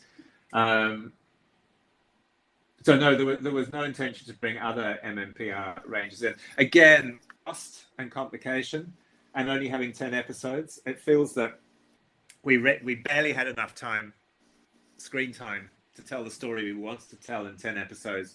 To try and cram in more characters, they would feel ill-served, and people would probably be more frustrated than happy to see them. I absolutely love the kind of the LGBTI representation, Simon. And actually it's funny because I was talking in another circle, Twitter chat about how there's a nice bookend moment between the 90s and the kind of homophobic 90s, and now you're bringing in these beautiful sort of lesbian couple in this new series, which I really love. And I was like, oh my God, this is amazing that you're doing this, and this is amazing. I wanted to ask you, in terms of creating that representation and that authenticity, what was the process of bringing Glad on to kind of help create this authenticity? Because I know that was really important. Well, we had one of the writers on the team was a lesbian writer who was very much a defender of Izzy and the Izzy Fern story, and so we wrote each stage of the writing process. We start with a concept, which is a 2-page document with a story for each episode that gets enlarged to be an outline, which is like a treatment, which has a lot more detail scene by scene. And then you get a first draft script, second draft script, third draft script for each episode. Each of those stages, the content was sent to the person at Glad we were working with at the time, who would read and give feedback. We actually got very little feedback other than "this is great, keep doing what you're doing." But having that consultation meant that we felt safe in the authenticity of doing what we were doing, and yeah, so that's how that worked. On the disability story in Cosmic Fury with Harvey, we got a lot more script notes, script feedback, and it really meant that we were walking on eggshells a bit in terms of how we depicted the situation, because we weren't able to do anything negative. So we couldn't have people being very shocked or upset that he'd lost his arm. That's why there isn't a scene with Harvey and his parents, other than I'll explain everything later, I'm fine moment, because any person in their right mind would be really upset to find that their child had lost a limb. And we couldn't show people being upset because the message that we needed to send, or we had to send, was an overwhelmingly positive one about, yes, you will learn to live with a disability and life won't be the same, but it can be good. And that was the message we were trying to tell with the story. So I've got off the subject of LGBTQI representation, but it is a similar situation. The GLAD involvement was minimal, but we did run everything involving Izzy and Fern past them. I mean, one of my regrets with Power Rangers finishing, or me finishing with Power Rangers, is that there are a lot of things that I would have loved to have done with the show that we never got the chance to do. I would love to have had a regular full-time gay male character. I'd love to have had a gay male relationship on the show. I'd have loved to have had a non-binary character. I'd love to have had a plus-size character. I would Yes, love to have the fluffies. I am here for I'd it. love to have had a character with autism. There are so many. In terms of representation, there are so many people who have never had a front and center representation on Power Rangers. And given that the message of the show has always been anyone can be a ranger, I think it could have been explored in even more depth. I think Izzy and Fern was a tentative first step for something that could have become even more beautiful. I love that. And I do actually really appreciate that from a disabled perspective. I actually watched the show last night, and when that did come up, I was very surprised, but I was kind of like, how you would have juggled the kind of target market with the kind of, that responsibility of showing kind of grief and loss. And there are so many really interesting kind of thematic and kind of social ideas that you kind of push into Cosmic Fury that I was like, how in God's name did you push all this? It's so interesting. Great to hear. Well, this is what Becca and Alwyn and I are really interested in is trying to present for kids who are our main audience all the details and riches and differences that exist in the real world that make people, and just to normalize it, particularly within the context of a superhero show where our main characters are doing extraordinary things all the time. I think it's really important. So to have had the opportunity to do that over Dino Fury and Cosmic Fury is great, although I do feel we were only just getting started in some respects. Was that weight felt during filming, like having two openly queer characters along with two openly queer actors in Heckle and like Billy's actors? Did that ever? No. I mean, the filming was light and full of joy and fun. I don't think there was any stress or tension about that at all. I mean, New Zealand is a very liberal country, and people who work in the film industry are very liberal people generally. So it just wasn't an issue. I mean, maybe weight was the wrong word. I meant impact. Was that impact felt? Like I think the impact was one of appreciation, like from the actors involved. They felt very happy to be telling these stories and knew that it would mean a lot to LGBTQI audiences, particularly young kids who were watching this, who might feel marginalized or outsiders. It was a way of saying you're not. You're included and you're important, and you too can be a superhero in your own lives. And I think that's a very important. It's a message of empowerment, which a show like Power Rangers can really communicate. Yeah, thank you, because it is felt from the fan base, from queer fans like myself. Like, yeah, the whole Izzy and Fern situation is incredible, and it is felt. I just want you to know that. Thank you. No, it's great to hear. Izzy gang. Yeah, I'm really glad that you came on here. You pretty much shed light on the creative side that you had and the things that you want to introduce, because you did introduce a lot of thematic themes but it only scratched the surface. And I do know that's no fault to you guys on that side. It has to do with all the corporate, I'm going to say espionage at this point from Hasbro, with the limitations of the stories that you can tell and the depth that you can go into. But we appreciate you even going there, even trying to introduce these things, even though you were shot down on about 100% of them. The fact that we now know and have insight that these things was there, we appreciate you more.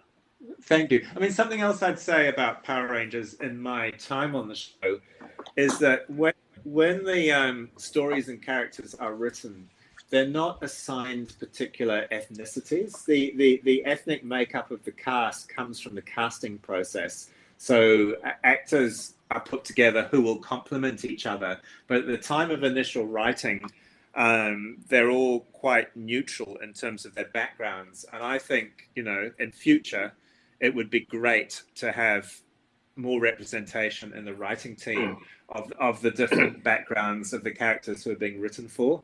And that's another area that I think could have been improved on with Power Rangers. I mean, with Cosmic Fury, because the budget hadn't been increased, our writing team was tiny. It was basically 3 people. Right. And but I think it's essential today, if you're writing African-American characters or Chinese characters, to have access to lived experience on the writing side of things so that you can be authentic. And I think historically, with Power Rangers, that element has been brought by the actors who are playing those characters, and it's not necessarily in the writing. Yeah, I was about to mention that,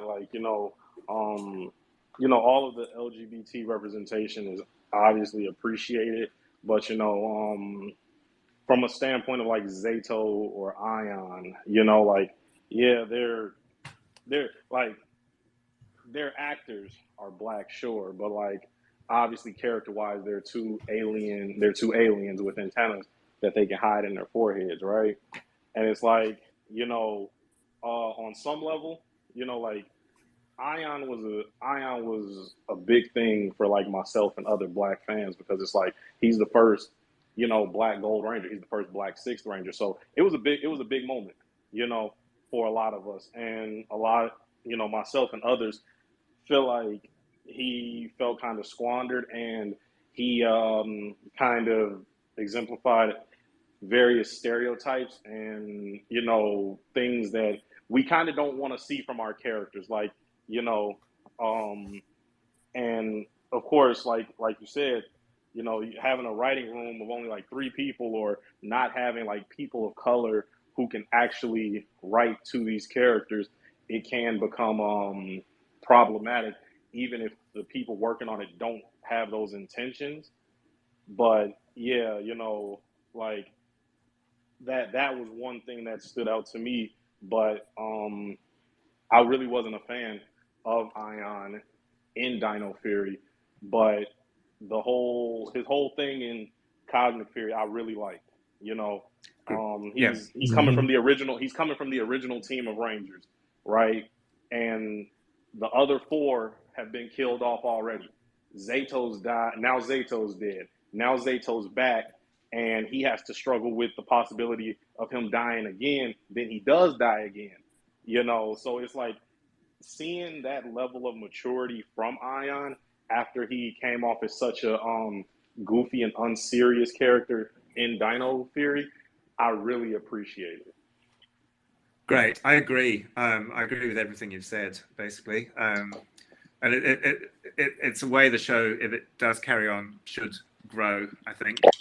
Just backing up to what I said previously, I got no pushback from Hasbro at all on the Izzy Fern relationship story. They were 100% supportive. So I don't want anyone to think that Hasbro were at all negative or putting up obstacles or obstructions. I think Hasbro likes to see itself as being a very inclusive company, and so it should. And it was cherished and celebrated, that story, not just within the writers' room and the production, but within Hasbro as well. And I think they were very proud of the GLAAD award that the show got as a result of that.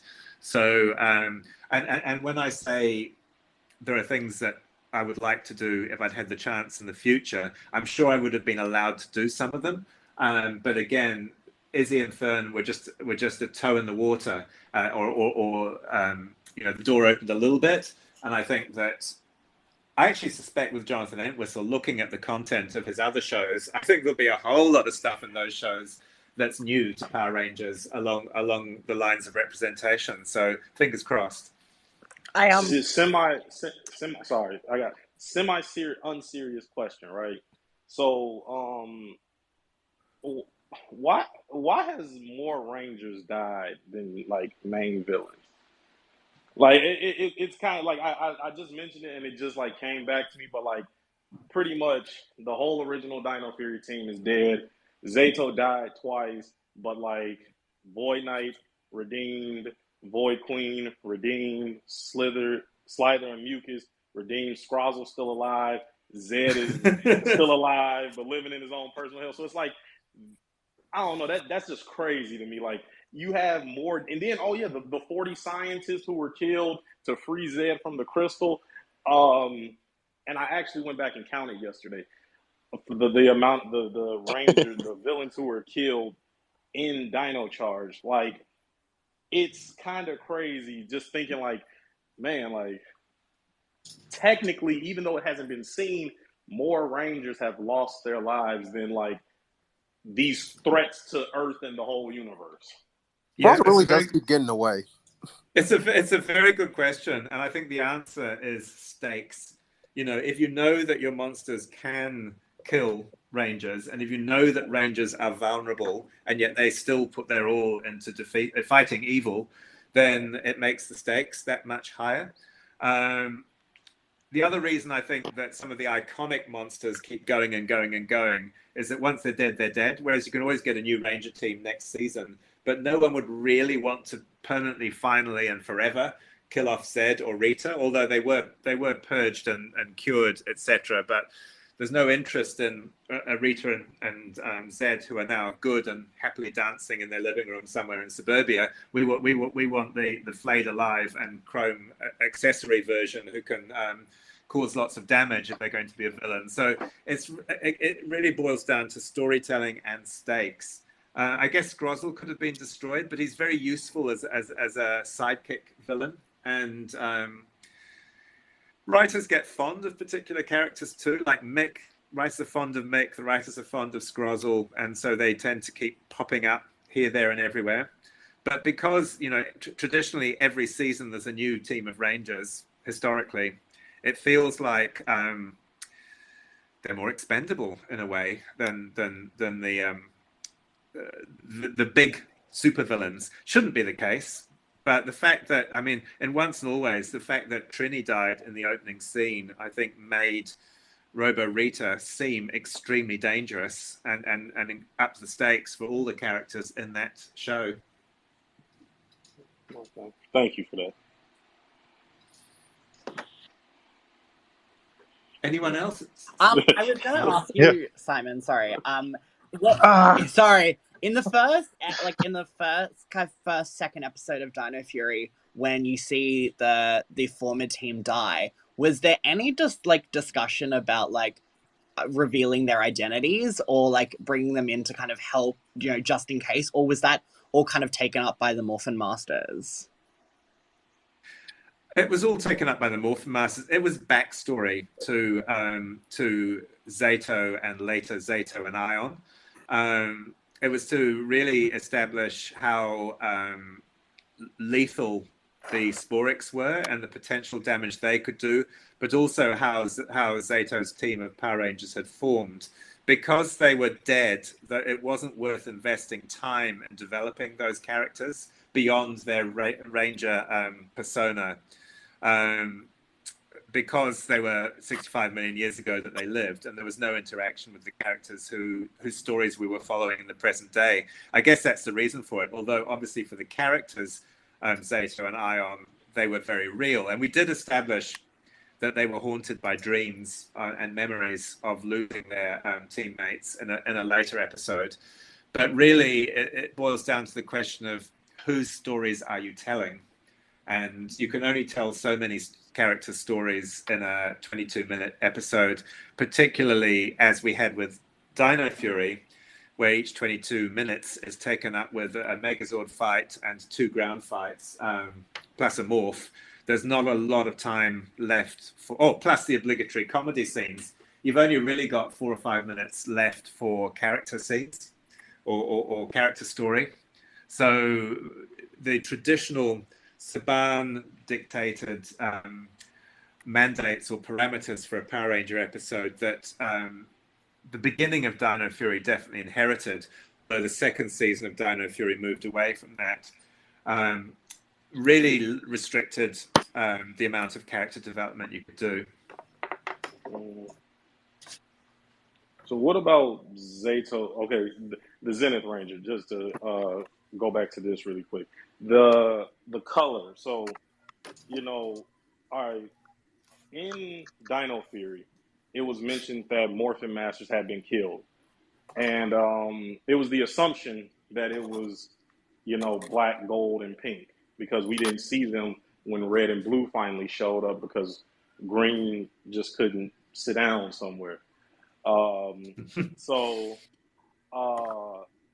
then right at the opening of Cosmic Fury, we see all 6 Morphin Masters, they get captured. So it's implied that there were other Morphin Masters of other colors. And then Zato, when he finally becomes Zenith Ranger, he becomes a color that we've never seen before. So is there like a line of thinking there? Like, is he this color, Russell, the Champagne Ranger? Is he this color like purposefully to set the stage for this new line of Ranger colors, or was it just something y'all did? Yeah, we wanted him to be a new color that we didn't, as far as we knew, didn't exist within the existing Morphin Master colors. But to go back to where you started with that, it was an assumption that those particular Morphin Masters had been killed. That wasn't the intention when they were talking about retreating into the grid to stay away from human affairs. We'd imagined that there were a whole lot more Morphin Masters than the original 6 or 7 that we'd seen, and that they had fallen in those battles. But the reason there were only 3 that appeared later in Dino Fury was because we only had 2 suits, and it became very time-consuming and difficult to film any scene with more than 2 Morphin Masters because it involved costume changes and huge amounts of green screen, and it was just really slow and challenging. Like, I think the Morphin Master trial scene in season 2 of Dino Fury, where Green was kind of put on trial in the Ranger base, they went over by about 3 days shooting that footage. So it's a logistical, practical thing why we don't see all the suits, but we knew we had to have them all appear at the end of Cosmic Fury, so that we got a sense that Zato was joining them. And I hoped that we'd be able to make more suits so that we didn't have to do it all through visual effects, but we couldn't afford to make the suits. So we had to just bite the bullet and spend the many days it required to shoot those scenes with all the layers of green screen involved. But in terms of why Zato was champagne or beige, we wanted him to be white originally, but as I mentioned before, he wasn't allowed to be white. So we then went for titanium, which was an existing kind of metallic Ranger color. That was what we pitched. But again, Hasbro didn't want titanium. So we came up with this kind of metallic-y champagne color that they were happy with. And Hasbro came up with the title Zenith or Zenith, meaning the apex, the most important, the most powerful. So again, it was a process of collaboration and dismissing things that didn't work or that Hasbro weren't happy with. And also, it didn't have anything to do with really who was or wasn't left in terms of the Morphin Masters, but we did want it to be a Morphin Master color that we hadn't seen before, so that when he joined them, he looked like he was an addition rather than a repetition, if that makes sense. Okay. Yeah, it does. Because now we got a future where we could see some Champagne Rangers running around. Yes, sir. I'm with it. Exactly. I am down for that. Yes, sir. Champagne Poppy. Well, Simon, at least we know more he's the questions sixth from ranger of the Leanne master. Hannah. Yeah. So I've got two questions that have been asked, like been sent to me. I thought I'd jump in now and then let everyone carry on after. Was there anything that you were asked to take back, like to send back when because of Rear Soldier was still filming or content was made? Like, did they ask for anything back? And the second question is, was there anything that you wanted to do that you really wanted planned but couldn't do it at the end of the day? Okay, yes, we did have to send things back to Toei because they were being used in films that, like one-off films that were being made, not the actual season. I think those involved the Tarek Void Knight masks and weapons because they were being reused. I think it was actually for a show in Japan. They wanted them back. So we juggled our scheduling and our writing around when Toei needed those items. And I think we sent them back to Japan and then they sent them back to us when they finished with them. So that was the way it worked. The second question in terms of were there things I wanted to do that I wasn't able to, I've already talked about the different types of rangers I would like to see in the show. And I had come up with a concept for a season 31 that involved a lot of that, but that was not to be, sadly. But in terms of stories, no. In terms of production and the way in which we do things, yes, but that really is all about budget. I mean, there were a lot of innovations in Cosmic Fury. Like we used the whole screen technology to show alien planets outside the windows, or so that we could shoot through the cockpit. I mean, that wasn't green screen. That was actually playing for real when we were filming those scenes. We just had these massive LCD screens, and what was on them had been designed in visual effects before we started shooting. So that was a different way of working. And there's more that can be done with virtual cinema. That was just us experimenting. But again, it's expensive. So there would have to be a commitment to invest more. I think the visual effects, as I've said, could be better. I think that, I don't think the suits were perfect in terms of their finishing. I think it should have been clearer that what got called Halloween muscle padding was actually armor rather than an intent to show the Rangers' muscles. There are all kinds of things that, given another chance, I would do better. And, if I was given another season, there are all kinds of things that I would like to build on, both in terms of story and in terms of production value. Oh, that's cool. No, it was one of the questions that one of my friends sent me. And I think he's quite curious because he joined in a little bit later, so he didn't hear beforehand. But I've been asked one more question, and someone's just asked, could you ask Simon who was behind the change to the squid symbol on Evil Ollie's belt? I did 2 different versions and have always been curious. It was designed by our art department, that logo. I think, Tracy Collins' team designed it because it was the logo that was behind Squid Ink Inc. and all of Bajilia's forces had that logo somewhere on them. So that was where it came from. Ollie was working for that side, the evil side, and it didn't feel right for him to have Zs on his costume because he wasn't really, I guess he was kind of enslaved to Lord Zed, but he was his own thing as well. And we just thought it looked evil, particularly in black, that kind of squiddy icon. A lot of this is about subjective choice, There's only so much intellectualizing you can do. You play around, like on designing a logo. I'll go into the art department office and they'll have pages and pages of rough sketches, and you go, oh, that one's good, or a bit of this, and maybe we elongate the head here, and it all gets put together until there's something that everyone's happy with. It's a really fun part of the creative process of a show like Power Rangers, where you're inventing so many things from scratch. Cool. Yeah. Yeah. My friends also messaged me and just said, thank you for making a banger of a season. So, Thank you. and then let everyone else ask questions now. Yeah, I just have hey, one. Sorry. Go ahead, Lewis. Oh, no, I was just going to say I couldn't even think of anything myself because I kind of jumped in pretty late as well.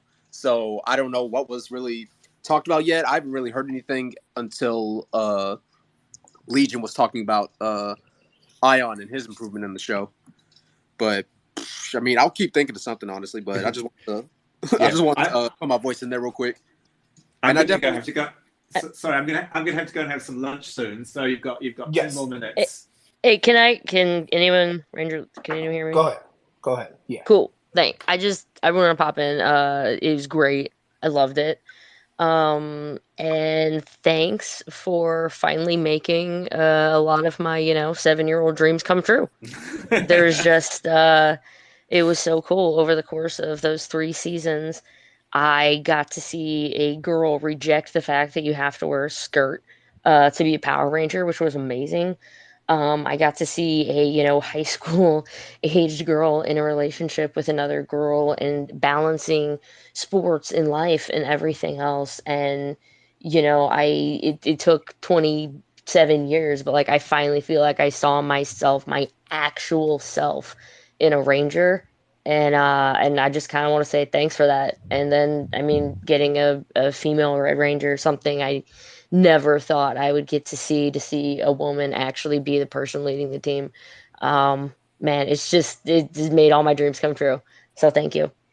Thank you so much for that. I mean, there's been a lot of kind of vitriol flying around the last few months, but I really have, since I've been in this job, listened to what you, the adult fan, are saying about the show. And, the points that I've agreed with, Beck and Alwyn and I have worked really hard to try and integrate.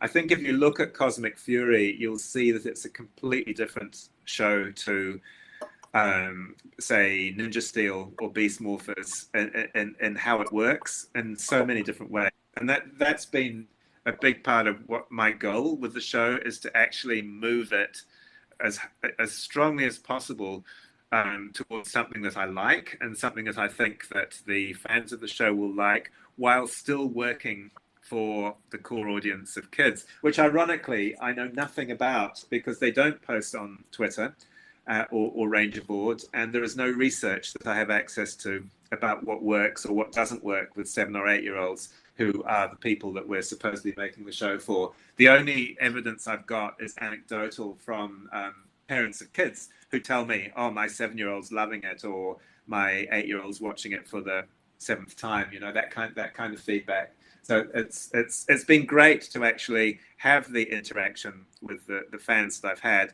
but now I'm no longer involved with the show. I will stay around, I think, for another week or so while Cosmic Fury is still being talked about. But then I think I will permanently leave Twitter because it's got increasingly toxic over the years, and it's not good for my blood pressure. And I don't need to keep the discourse going because I'm not working on the show anymore, and it takes a lot of time and energy. And part of it's my own ego wanting to get feedback, but I've never actually intended to upset or inflame or enrage fans of the show. I've always tried to be as upfront and honest as I can be. I've never deliberately misled people. I mean, I've made a few sarky remarks, but it's always been in response to people who've been incredibly rude, and I think I've managed to remain reasonably polite throughout the torrents of abuse that I've been enjoying over recent months. Anyway, rant over. Next question, please. I mean, I personally really don't have a question. More of just of honestly just appreciation. At least for me, for Ion, not to really go back to it, but to go back to it. I essentially appreciate everything about Ion. As a fan of both PR and Sentai for a long time, I always been a fan of Six Rangers. So to finally have a Six Ranger that looks like me and my future kids, man, that's crazy. And then just his overall personality and everything is great. But then the whole thing just went beyond in Cosmic Fury because of his arc and how unique his perspective is with the whole thing dealing with Zeto's power. I've been highlighting it for I mean this morning, man. It's great. So I do want to give you your props, you and honestly Jordan, and pretty much anybody who worked in making that character, man. Thank you so much for that. Thank you for that comment. I love Ion too, and I think that he was much more three-dimensional character in Cosmic Fury because he had a very serious story to play. I mean, the grief for the loss of his friend is extreme, and you don't often see that in a kid show either. But I think he's a great character, and Jordan was just a joy to work with. He was so playful and committed, and yeah, a great actor, really good. Yeah, it's great, man. It's beautiful, man.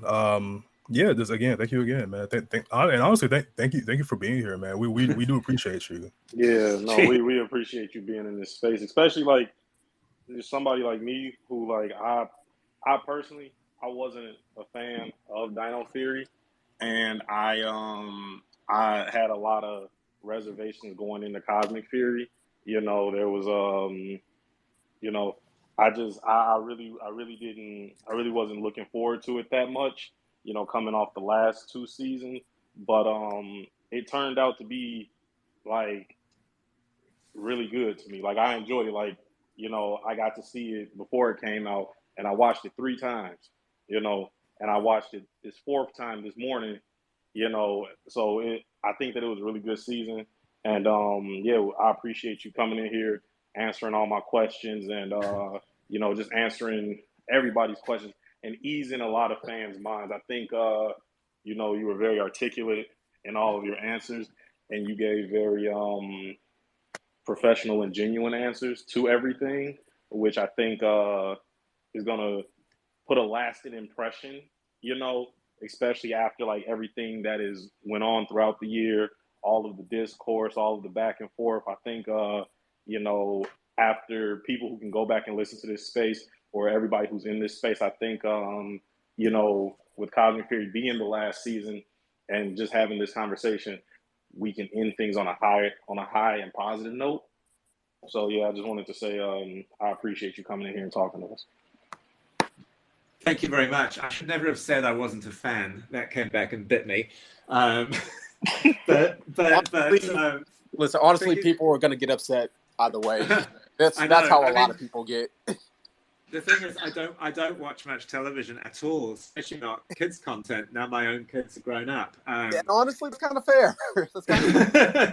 But as I said, I love making it, and I love trying to improve it. And because I grew up on a diet of Star Trek and UFO and Thunderbirds and Space 1999 and all those kinds of kids sci-fi shows in the 70s and 1970s and early 80s, to be actually playing in this particular sandpit has been an absolute delight and a joy, even though I wouldn't necessarily ever watch the show I'm making. You know, I've already seen it 100 times by the time it's finished. So I will give the reboot a go, though, just out of sheer curiosity as to what they've done with it when that comes out.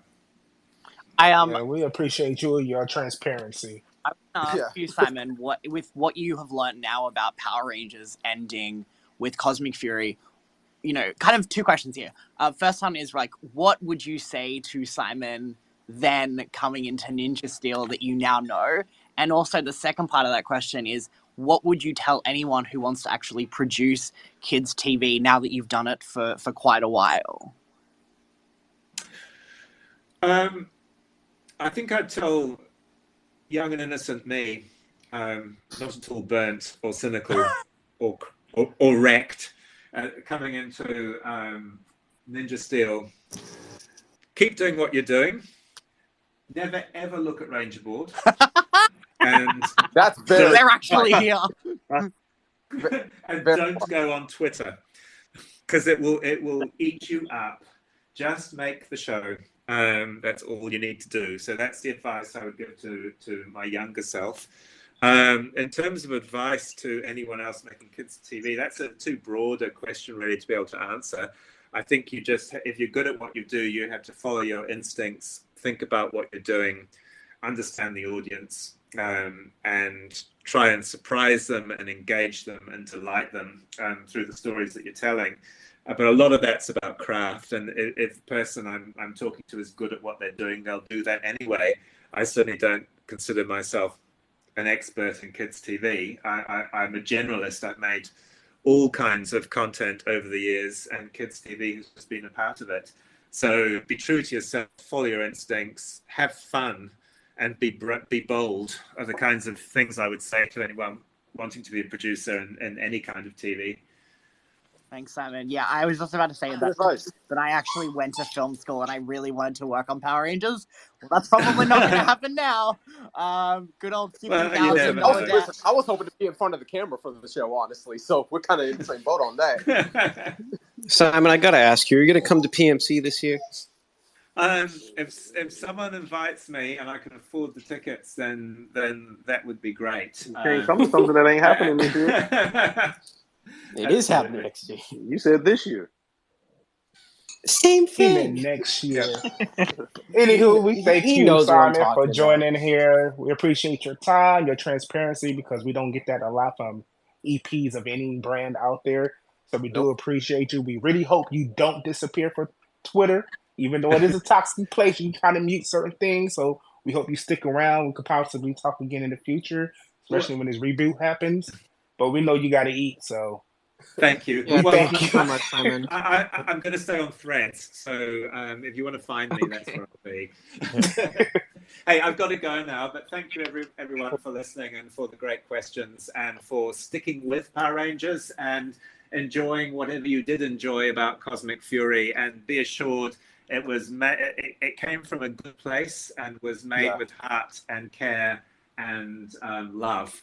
And obviously not everything will land in the way you hope it will, but the fact that you are here and talking about it means that there's a certain amount of engagement and care, and that's so important. So thank you, everyone, and we'll see you on Twitter. Oh, yeah. May the power protect you, man. Thank you so much. Coolio. Thank you so much, man. Bye-bye. See you. Bye, Simon. Thank you.